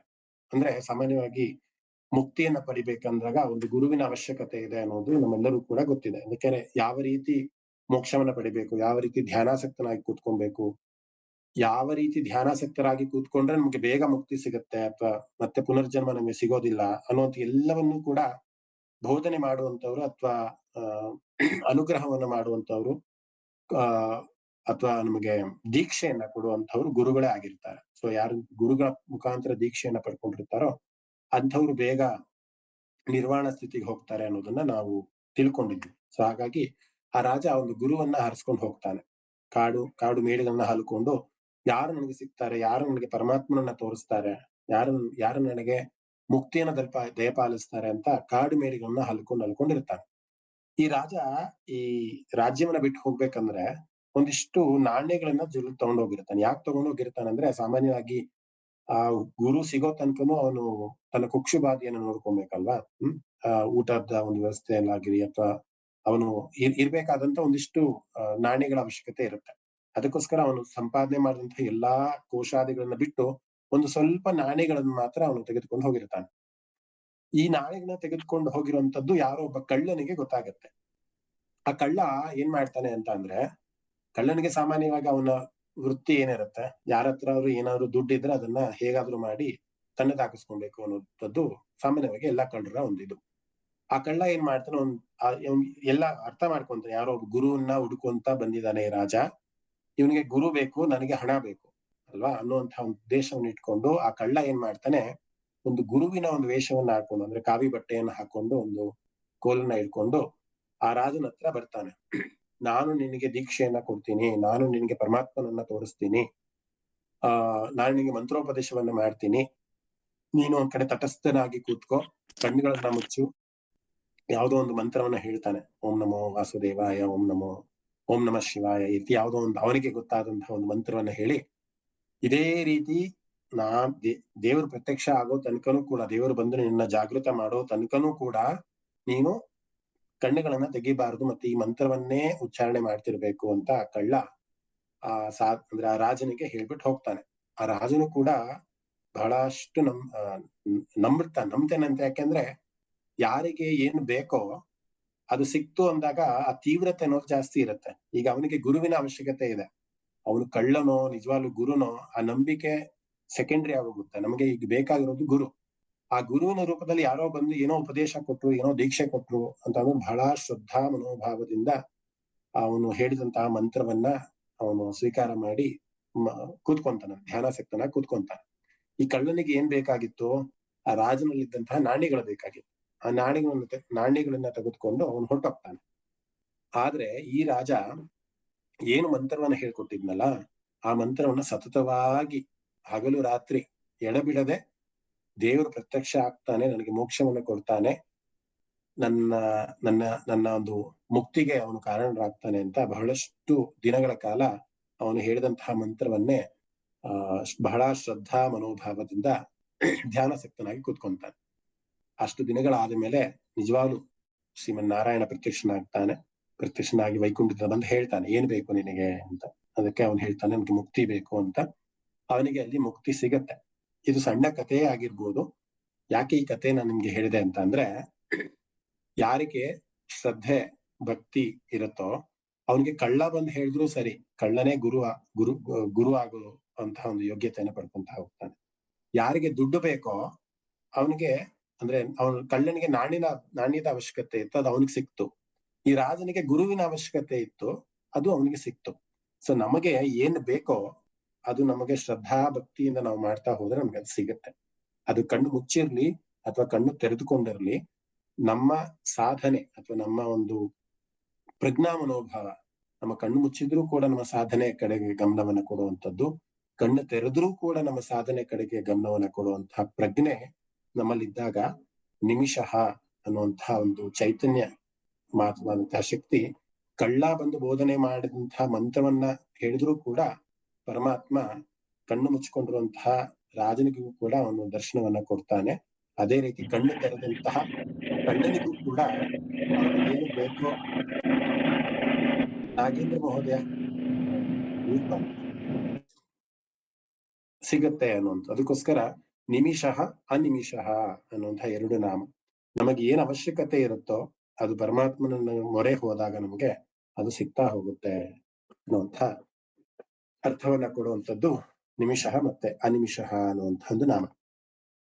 ಇನ್ನು ಮುಂದುವರಿಸೋಣ. ವಿಷ್ಣು ಸಹಸ್ರನಾಮವೇ ಅಥವಾ ಭಗವದ್ಗೀತೆ 4ನೇ ಅಧ್ಯಾಯಕ್ಕೆ ಹೋಗೋಣ. ನೀವು ಹೇಗೆ ಹೇಳ್ತಿರೋ ಹಾಗೆ.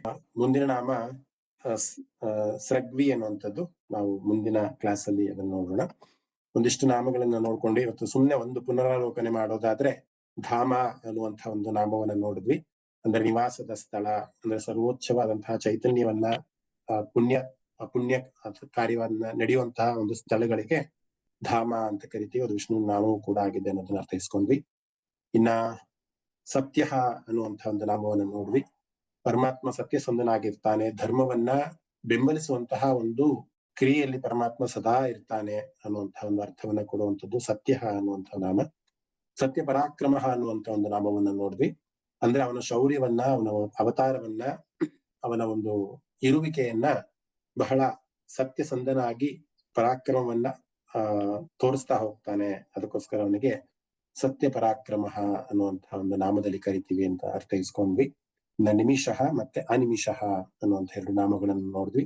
ನಿಮಿಷಃ ಅಂದ್ರೆ ಕಣ್ಣು ಮುಚ್ಚಿಕೊಂಡಿರುವವನು, ಸದಾ ಯೋಗ ನಿದ್ರೆಯಲ್ಲಿ ಇರುವಂಥವನು, ಸದಾ ಕಣ್ಣು ಮುಚ್ಚಿದ್ರೂ ಕೂಡ ಸೃಷ್ಟಿ ಸ್ಥಿತಿ ಲಯಗಳನ್ನ ಬಹಳ ಅಚ್ಚುಕಟ್ಟಾಗಿ ನಿಭಾಯಿಸುವಂತಹ ಚೈತನ್ಯವನ್ನ ಪರಮಾತ್ಮ ಹೊಂದಿದ್ದಾನೆ ಅನ್ನೋದನ್ನ ಅರ್ಥೈಸ್ಕೊಂತ, ಅನಿಮಿಷಃ ಅಂದ್ರೂ ಕೂಡ ಜಾಗೃತ ಸ್ಥಿತಿಯಲ್ಲೂ ಕೂಡ ಪರಮಾತ್ಮ ಇರ್ತಾನೆ ಅನ್ನೋದನ್ನ ಅರ್ಥೈಸ್ಕೊಂಡ್ವಿ.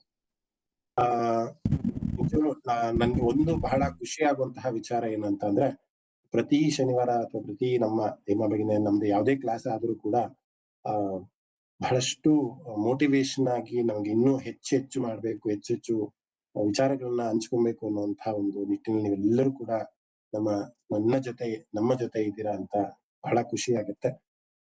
ಈ ಸಂಬಂಧ ಈ ಗುರು ಶಿಷ್ಯ ಅನ್ನೋದಕ್ಕಿಂತ ಒಂದು ಸತ್ಸಂಗದ ಒಂದು ಇದು ಇನ್ನು ಬಹಳಷ್ಟು ವರ್ಷಗಳ ಕಾಲ ನಮ್ಮ ಜೊತೆ ಇರ್ಲಿ, ಪರಮಾತ್ಮನನ್ನ ಸೇರೋದಕ್ಕೆ ನಾವೆಲ್ಲರೂ ಕೂಡ ಆಮೆಯ ತರ ಒಂದು ಕಾಲನ್ನ ಇಟ್ಕೊಂಡು ಹೋಗೋಣ ಅನ್ನುವಂತಹ ಒಂದು ನಿಟ್ಟಿನಲ್ಲಿ ಇವತ್ತಿನ ಸತ್ಸಂಗವನ್ನ ಇಲ್ಲಿಗೆ ಹೆಣ್ಣು ಮಾಡ್ತಿದ್ದೀನಿ. ವಿಷ್ಣು ಧ್ಯಾನವನ್ನ ಮಾಡಿ ನಂತರ ಶಾಂತಿ ಮಂತ್ರ ಹೇಳೋಣ.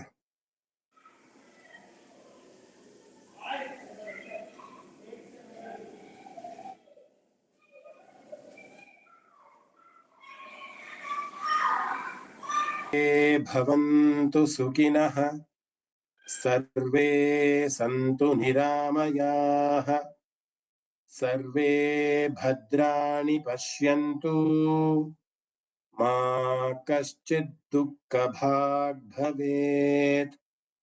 ಓಂ ಶಾಂತಿ ಶಾಂತಿ ಶಾಂತಿ. ಶ್ರೀ ಗುರುಭ್ಯೋ ನಮಃ.